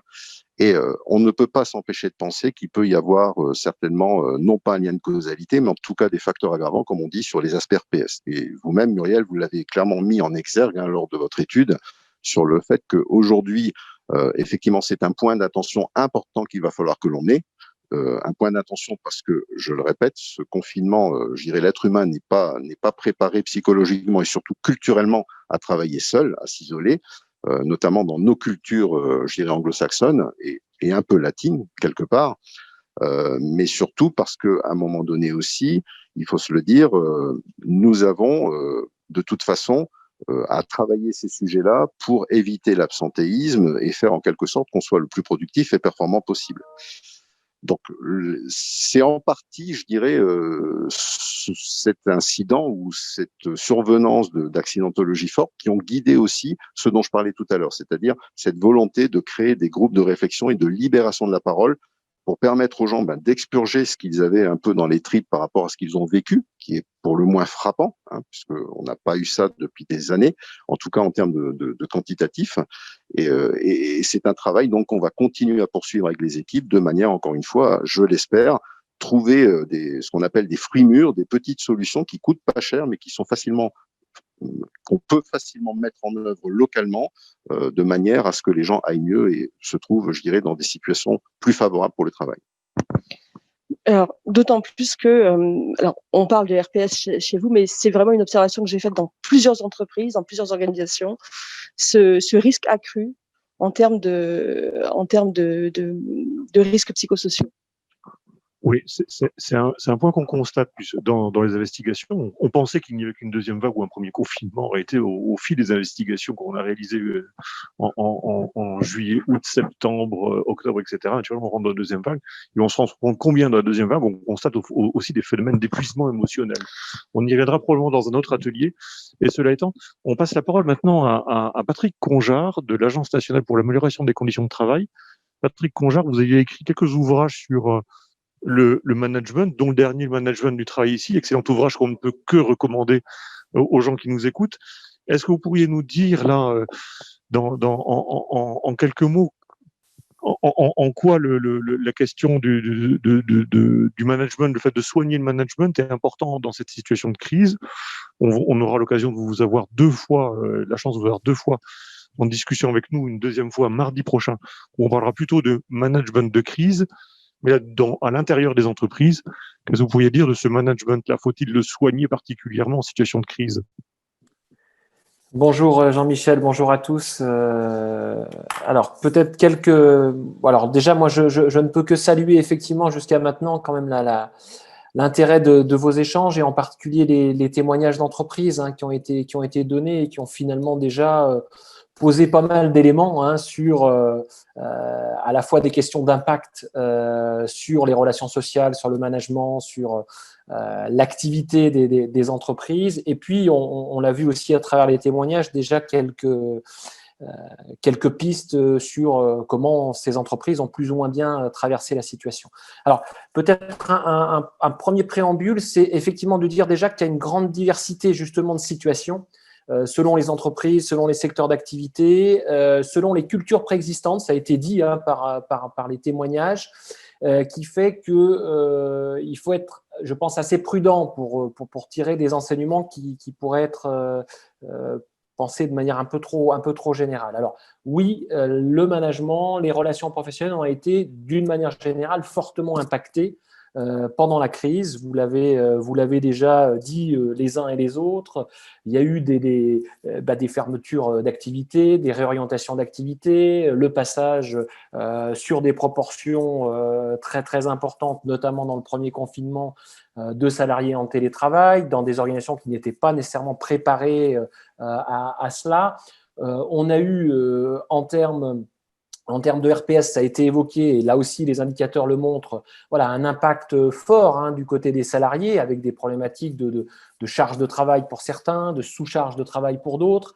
Et en tout cas, du point de vue du management, ce qu'il est certain, c'est, je dirais, beaucoup de choses qui ont été bousculées, à la fois sur la nécessité d'adapter, d'ajuster l'organisation et d'être, comme ça a été dit notamment par les deux entreprises, dans des logiques finalement de réactivité, d'adaptabilité, ou comment faire face à des situations un peu inédites et vis-à-vis desquelles les entreprises et les managers n'étaient pas nécessairement préparés. Donc ça, c'est un premier volet qui est extrêmement important, qui, de mon point de vue, fait aussi le lien avec votre premier temps d'échange sur l'innovation. Moi, il me semble que si la période a aussi montré effectivement et a révélé peut-être des dysfonctionnements ou des fragilités d'organisation, et que celles dans lesquelles préexistaient déjà un certain nombre de difficultés sur le plan de l'organisation du travail et du management, ces difficultés se sont retrouvées un peu exacerbées.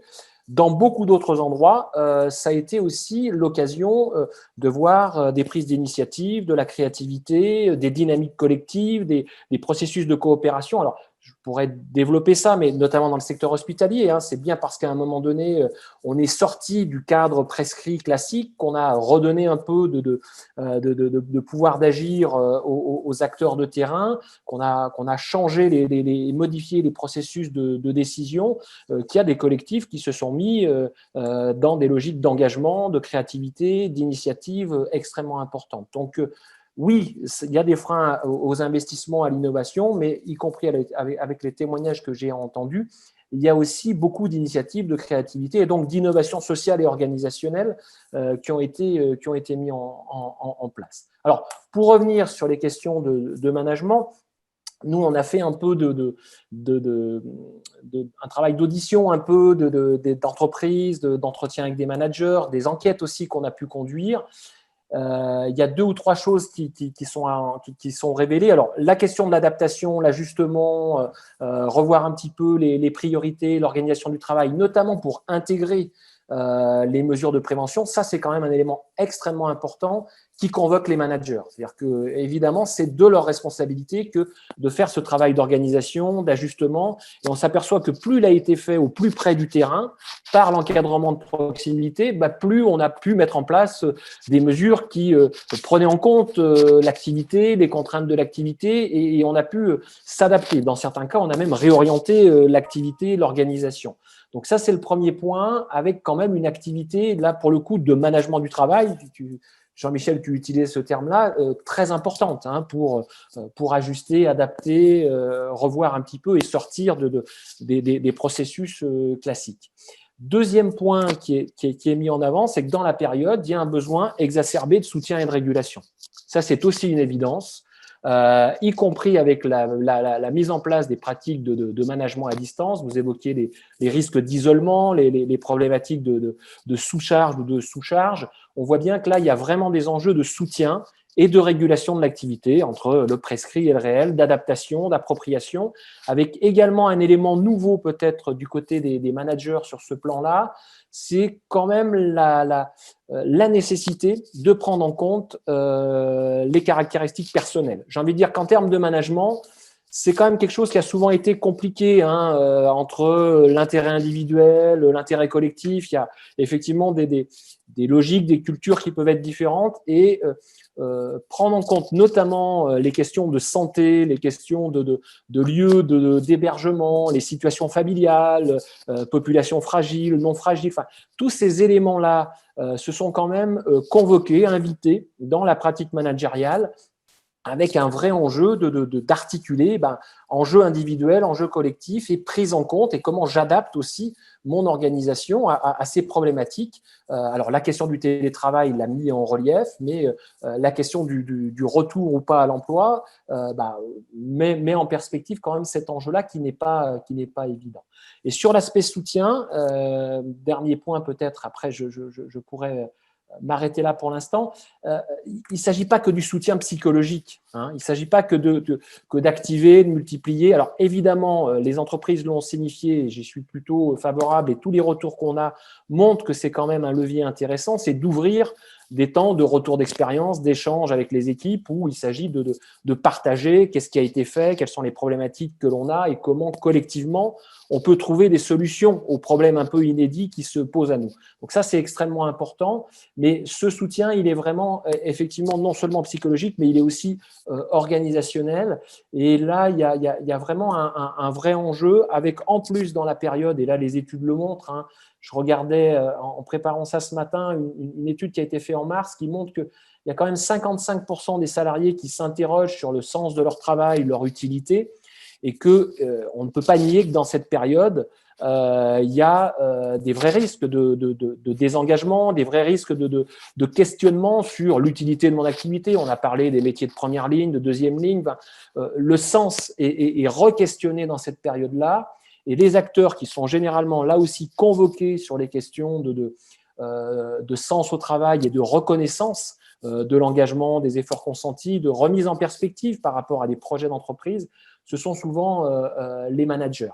Donc là, il y a aussi un vrai enjeu que de travailler durablement sur cette question du sens au travail et de l'utilité, avec au final, et ça ouvrira peut-être des questionnements du côté des entreprises, mais il me semble qu'il y a vraiment à gérer ce qui relève du court terme, comment on a géré la crise, qu'est-ce qu'on a mis en place et comment on regarde, on analyse les impacts que cela a eu sur le travail, les relations professionnelles, les pratiques de management, mais un vrai enjeu à travailler sur le moyen et le long terme, avec un questionnement assez basique, c'est que est-ce que les entreprises vont savoir tirer des enseignements de ce qui s'est passé, et y compris des initiatives, des bonnes pratiques ou des dysfonctionnements que ça a pu révéler, comment elles vont finalement engager peut-être des projets de transformation un peu durables qui vont re-questionner la place des managers, qui vont re-questionner leur organisation du travail, qui vont peut-être remettre en perspective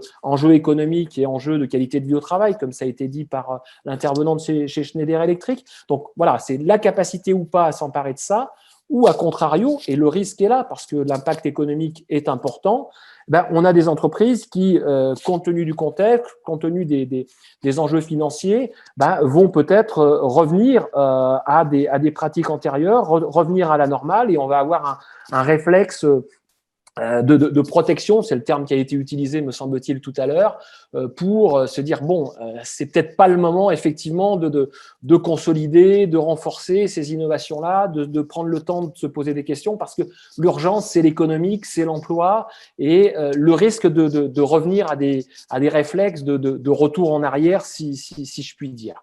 Voilà, il me semble que là, il y a deux questionnements importants qui questionnent aussi plus globalement comment demain, moi en tout cas c'est un des enseignements que je tire, il y a une nécessité de travailler sur les questions de capacité d'adaptation, de flexibilité des organisations et du management, parce que bien souvent, la valeur ajoutée et la capacité à traverser cette crise, et globalement des mécanismes qu'on connaît depuis longtemps, de changements successifs, c'est bien cette capacité à être un peu une organisation apprenante et à avoir cette adaptation et cette flexibilité. Mais ça renvoie aussi au sujet des compétences, de la formation, de la culture managériale plus globalement. Vous nous suggérez donc quand on parlait d'organisation apprenante, que la crise nous apprenne à identifier dans ce management différent, ou en tout cas qui était sérieusement bousculé ou recomposé pendant la crise, vous nous suggérez de garder en mémoire, ou en tout cas de travailler sur ce qui s'est passé, pour pouvoir probablement garder comment on pourrait dire, des bonnes habiletés à management qui est plus efficace, plus résistant, en tout cas à des secousses comme celles qu'on est en train de vivre actuellement avec la crise. Je vais aller vers José Pérez peut-être pour compléter un petit peu son témoignage sur les questions du management. Et en attendant, on invite naturellement dans la toute dernière séquence qu'on va avoir avec les gens qui sont distants, on vous invite naturellement à suggérer des questions, soit par chat, soit par témoignage direct. Donc préparez vos questions. Je crois même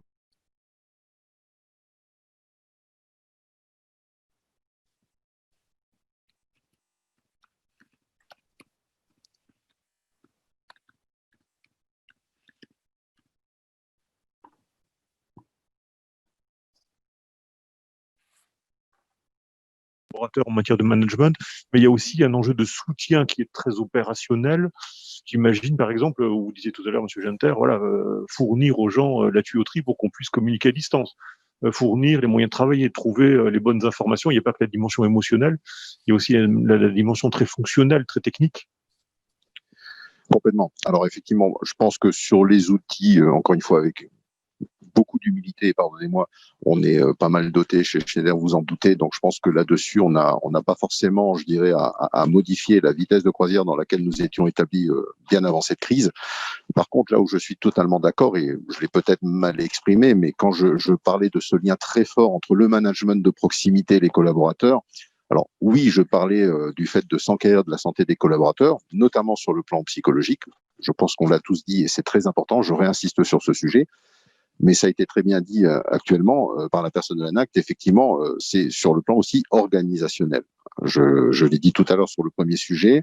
Nous, notre innovation, c'est que même si on commençait à se projeter sur des outils digitaux, sur des outils numériques, il y a quelque chose qui a fondamentalement changé, c'est qu'on est passé de pratiquement 100% de relations clients présentielles à 100% de relations clients distancielles à un moment donné.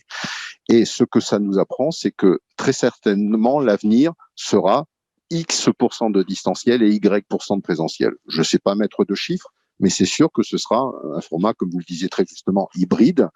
Et donc, ce format hybride va demander une nouvelle organisation du travail, une nouvelle façon d'appréhender ce travail, c'est-à-dire à quel moment je suis en distanciel et à quel moment je dois être en présentiel. Il y a des collaborateurs qui certainement le feront de manière très naturelle et intuitive, et il y en a d'autres qu'il va falloir accompagner par de la formation, par du training, ça a été dit, mais aussi peut-être par du coaching managérial. Et c'est là où justement, peut-être, de mon point de vue, le management va prendre une nouvelle dimension, en tout cas dans l'avenir. Ce sera plutôt un coach, un mentor, que simplement la personne qui est là pour gérer de l'humain et gérer du KPI. Distance, présence, vous suggérez que quelque part, le management doit y compris se transformer dans la manière, donc ça veut dire construire de nouvelles compétences dans les entreprises, sur de nouvelles modalités de management. Mais on peut bien sûr s'interroger, alors on parle de la question du soutien des collaborateurs par le management, mais on peut s'interroger aussi, et je crois que Muriel Keller, Simone Bourreil et moi-même avons constaté aussi combien dans les entreprises, la question, plus on monte dans les fonctions, entre guillemets, dans le système hiérarchique, et plus la question du dirigeant, c'est quelqu'un de très isolé, c'est-à-dire que le management, y compris sur les niveaux les plus hauts de l'entreprise, sont des gens qui ont aussi besoin d'être soutenus. Comment on fait pour être soutenu dans ces moments-là, alors qu'on est parfois seul à décider ou relativement isolé pour décider? Est-ce qu'on trouve des ressources aussi? Il y a la question de soutenir le management et il y a aussi de comment le management lui-même trouve des ressources pour fonctionner. Oui, puis comme on le soulignait, le manager est aussi au cœur des injonctions paradoxales. Et donc, lui-même... Une injonction paradoxale, c'est quoi? C'est faire avec la situation sanitaire qui est devant nous et en même temps tenir les objectifs, c'est ça? Vous pouvez peut-être nous en dire un mot? Oui, alors une injonction paradoxale, c'est effectivement le fait de se dire à un moment donné, le message il est très clair, hein, c'est priorité avant tout la santé et la sécurité de nos collaborateurs, mais en même temps, il faut quand même qu'on avance sur l'objectif économique qu'on s'est fixé. Et quelquefois, ça peut être antinomique parce que la crise, elle a aussi, on l'a dit, malheureusement, mis un certain nombre de collaborateurs en difficulté, mis des collaborateurs en arrêt de travail. Et quand vous avez X% de vos effectifs qui ne sont plus là, forcément que les objectifs, s'ils ne sont pas adaptés, sont certainement un peu plus difficiles à tenir. Mais le point que vous précisez me paraît très très important parce que effectivement aujourd'hui le constat qu'on fait et moi je le fais volontiers justement en ayant cette espèce de regard un peu externe en tant qu'homme transverse à toutes ces organisations business, c'est que le manager de proximité je vais employer un terme que j'aime pas trop, mais souvent on le dit de cette forme, et avec Muriel, on a eu des échanges où elle-même a précisé ce terme, c'est de dire il est un peu entre le marteau et l'enclume. Et je pense qu'aujourd'hui, quand on parle de problématiques et de surcharge émotionnelle, entre autres, je pense que la personne dont il faut prendre le plus soin, certainement, c'est le manager de proximité par rapport à tout ce qui vient d'être dit. Je vous suggère du coup, on tiendra vraiment les 10h40, je vous suggère vraiment d'arrêter nos travaux, et c'est passionnant, on aimerait, mais je crains qu'on ait tous des agendas aussi, les engagements pour les minutes qui suivent. Je vous suggère de nous tourner vers les auditeurs distants. Est-ce qu'il y a des souhaits de prendre la parole, d'apporter un témoignage, d'abonder, de contester éventuellement les propositions qui sont faites ici? Je crois que peut-être on me dit que Guy Cambianica éventuellement souhaite éventuellement se réexprimer. Je crois qu'il y a des choses qui sont marquées sur le chat. 30 secondes. Je voulais dire que effectivement, aujourd'hui, la pandémie met un zoom particulier sur la nécessité de faire évoluer en permanence les organisations, mais que la réalité, c'est que il n'y a pas besoin d'une crise d'une telle ampleur pour être dans ce mode de fonctionnement. Ça a été souligné par l'intervenant du CEA. C'est une démarche qui doit être permanente de distanciation et du regard, de changement de point de vue, de façon à repérer ce qui, dans nos organisations, n'est pas optimum, ne fonctionne pas correctement, ou n'est pas nécessaire à la survie ou à l'expansion de l'entreprise. Voilà. On a aussi besoin d'un regard extérieur par moment pour mettre en évidence des éléments dans lesquels on vit au quotidien et qui ne nous tirent pas l'œil. C'est-à-dire que, bah oui, c'est comme ça, on fait comme ça parce que c'est bien, mais c'est bien, on ne l'évalue même plus, et si on l'évalue, on va s'apercevoir que ce n'est pas aussi bien qu'on l'imagine. Voilà. Et puis que ne faut pas attendre une pandémie ou une crise grave pour être dans un mode d'innovation permanente ou j'ai dit juste de deux réévaluation éléments. Le premier, permanente. c'est l'importance du facteur humain. Et dans le futur, on va devoir se poser vraiment et se projeter sur comment on peut faire en sorte qu'il y ait du lien psychologique, du soutien psychologique, avec une configuration qui va s'installer, où on va voir s'installer le distanciel. Et le deuxième élément, c'était, je sais plus, le deuxième élément, c'était par rapport à... qu'est-ce que je vous ai dit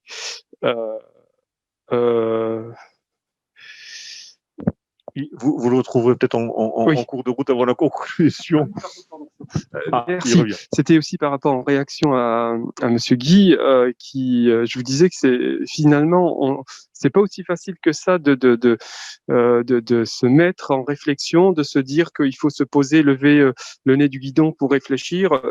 Malgré tout, c'est la crise qui nous a imposé ce moment réflexif qui fait que beaucoup d'entreprises vont faire ce bond, ces innovations. Ou pas pour d'autres. Alors oui pour certaines ou pas pour d'autres, et c'est là probablement l'enjeu. Je me tourne vers Patrick Conjard pour avoir une dernière prise de parole un peu, là encore une fois, pas conclusive du sujet, parce qu'on va naturellement tirer ce sujet encore à l'occasion de quelques rendez-vous. Quelle est votre réaction là au témoignage que vous entendez sur les questions managériales, sur la question du soin apporté, y compris aux managers? Il peut y avoir ma réflexion aussi, c'est qu'il y a quel paradoxe, quoi. Avant la crise, on parlait de risques psychosociaux comme étant quelque chose qui devrait aboutir à une sorte de séparation des temps personnels et professionnels. En réalité, mais dans tous les exemples qu'on voit là, on se dit qu'au bout du compte, les choses ont été un petit peu cassées. Des gens vont faire des ateliers professionnels dans leur garage. Dans d'autres cas, on nous témoigne que des dirigeants ont transformé leur maison en salle de conférence, y compris en investissant la chambre des parents comme étant un lieu de télécommunication. Donc il y a des choses absolument exceptionnelles qui se passent dans les espaces personnels. Comment on prend soin, peut-être, je ne sais pas si ce sera votre mot de conclusion, mais comment aussi on s'assure de prendre soin des managers là? Alors, effectivement, on voit bien que la période, je le disais tout à l'heure, convoque fortement les managers et vient bousculer leur activité. Et finalement, alors, le terme qui a été utilisé tout à l'heure entre le marteau et l'enclume, pour moi, c'est encore plus compliqué parce que au-delà d'injonctions qui pourraient arriver et qui seraient paradoxales entre les attentes des collaborateurs et les attentes de la direction générale, les managers sont dans un environnement et en interaction avec des clients, avec des fournisseurs, et que je pense que cette problématique n'est pas nouvelle que d'avoir au plus près du terrain des managers qui sont confrontés au paradoxe de leur organisation et à gérer des injonctions paradoxales. C'est le corps et la valeur ajoutée de leur activité. La question, c'est est-ce qu'aujourd'hui, dans cette période où ces injonctions, où ces tensions-là sont, de mon point de vue, encore plus fortes, avec potentiellement des impacts sur les conditions de travail, c'est comment on reconnaît cette valeur ajoutée-là et comment on donne les conditions organisationnelles, les moyens d'accompagnement des managers pour pouvoir faire face à cette situation-là. Et que c'est aussi l'occasion pour moi de dire que dans les organisations moyennes ou grandes, effectivement, on a tendance à assez rapidement mettre le focus sur l'encadrement de proximité, à juste terme, compte tenu de sa proximité et de son rôle d'interface.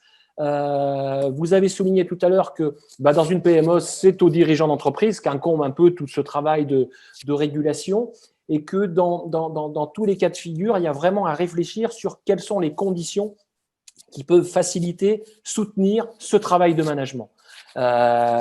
Donner de la disponibilité du temps, accompagner, former, organiser des temps d'échange de pratiques entre managers, mettre en perspective des modes d'organisation qui soient en cohérence avec ça. C'est-à-dire qu'une façon de lever les paradoxes, c'est pas de dire d'un côté susciter la participation, la coopération, l'innovation, si dans le même temps on a des modes d'organisation qui les freinent et qui les limitent. Donc il y a vraiment des choses à penser de manière globale et un dispositif et des modalités d'accompagnement et d'appui, alors qui passent certes par la montée en compétences. Souvent, on pense à ça, et à juste titre. Il s'agit effectivement peut-être d'apprendre à lire, à analyser, que les sciences du travail soient plus présentes du côté des cursus et des parcours managériaux, qu'on soit dans une approche où on va les équiper, les outiller. Ça, c'est une évidence. Mais il y a aussi comment il y a de la cohérence dans les pratiques managériales, comment il y a du soutien qu'il aurait apporté et une vraie attention. Moi, j'ai souvent tendance à dire, et je le disais il y a déjà quelques années, si vous voulez savoir si une organisation se porte bien, allez prendre le pouls ou la température en regardant comment se porte leur encadrant de proximité. Et que c'est souvent effectivement révélateur de difficultés. Et donc, il y a un vrai besoin, qui plus est dans la période, de réinterroger le rôle, les activités, les missions et la valeur ajoutée de l'encadrement, et en particulier, puisque vous étiez là-dessus, de l'encadrement de proximité, dans cette logique un peu d'approche globale qu'on a évoquée. C'est facile de le dire, intégrons à la fois qualité de vie au travail, soins et santé de nos collaborateurs, tout en ayant une attention sur le client, sur le business, etc. C'est beaucoup plus complexe à gérer et à intégrer au quotidien, et ça nécessite un peu de cohérence et d'alignement. Et moi, je persiste à penser que la période est une bonne occasion pour se poser les bonnes questions, pour tirer des enseignements et engager peut-être des plans d'action à moyen ou long terme pour être dans de toute façon, cette tendance dans laquelle, ça a été dit, sont les organisations depuis longtemps, de devoir s'adapter, être réactif. Et c'est bien cette capacité qu'aura le management à être dans cette posture-là, à pouvoir faire face à ces enjeux de réactivité, d'adaptabilité. Non seulement les entreprises traverseront bien la crise, mais seront demain peut-être en traverser les prochaines, ou en tout cas sortir et s'adapter aux nouveaux événements qui vont forcément leur tomber dessus. Voilà. Merci beaucoup, Patrick Conjard. Donc, on retient plein de choses intéressantes, mais en tout cas, un management qui était particulièrement bousculé, sollicité en cette période de crise, mais qui est capable, pas forcément que de résister et de répondre au moment présent, mais aussi de révéler des choses sur le fonctionnement, sur le meilleur fonctionnement encore à venir, dans la manière dont fonctionne l'organisation de l'entreprise, ses techniques, son organisation, sa conduite des hommes et du système. Le dernier mot, on le suggère à Monsieur Perez, peut-être si vous avez peut-être un souhait à formuler pour la suite là, sur les questions managériales chez Schneider en une seconde. Non, je pense qu'on a largement débordé malheureusement parce que le sujet, comme vous dites, est passionnant et ça montre bien si on a débordé qui passionne beaucoup de personnes ici. Je parlais de résilience tout à l'heure. Je pense que je garderai ce mot de conclusion, c'est que les entreprises qui ont su montrer de la résilience vis-à-vis de cette crise sanitaire sans précédent sont certainement celles qui s'en sortiront le mieux. Et effectivement, aujourd'hui, par rapport à tout ce qui a été dit, il faut qu'on apprenne de cette crise que finalement, on avait tendance à beaucoup piloter avec les rétroviseurs. Hein, je vais prendre un terme un peu automobile, puisque comme Monsieur Jacot, il n'y a pas si longtemps que ça, je m'occupais du monde automobile au sein de Schneider. Et il faut qu'on apprenne que finalement, on a la chance d'avoir un énorme pare-brise devant nous et qu'il faut continuer à se servir des rétroviseurs, mais il faut qu'on regarde le pare-brise. Et un GPS en plus du pare-brise. Merci, Monsieur José Pérez. Merci beaucoup, Muriel Keller. Merci, Simone Bouraille. Et 1000 fois merci aussi à Fabrice Ginter pour son accueil là dans les locaux du Muriboulier. Merci à tous ceux qui sont en distance. Merci à Monsieur Jean-Luc Jacot, à Patrick Conjar qui ont apporté leur expertise, à tous ceux qui ont participé et apporté un peu une petite pierre à l'édifice. On est dans un atelier, on essaie de construire pierre par pierre un peu des solutions meilleures pour être plus fort après la crise. Et on se donne rendez-vous mardi matin à 8h30 à 10h30. Ce coup-ci, on sera peut-être encore un peu meilleur sur la technologie. Donc, nous ne serons pas en retard.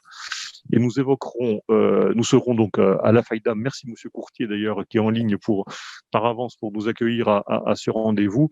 Et nous serons donc avec MES-PCN Solidaire et avec la FIDAM pour deux autres cas d'entreprise et nous discuterons, je ne sais plus de quel sujet nous discuterons, je crois que nous évoquerons les questions de management de crise, ça je sais, et le deuxième sujet, la question du territoire, bien sûr. Comment le territoire peut être une ressource intéressante pour passer la crise et réussir à vivre cette crise. Merci beaucoup à tous. Et je regarde Élodie Farcage et Pauline Kempfer. Est-ce que on aura l'occasion de pouvoir voir le replay quelque part? Ah, on me dit que normalement oui. Donc, ça enregistre, donc on va dire que c'est oui, vous pourrez suivre le replay et éventuellement le diffuser autant que nécessaire. Merci beaucoup à tous. À bientôt.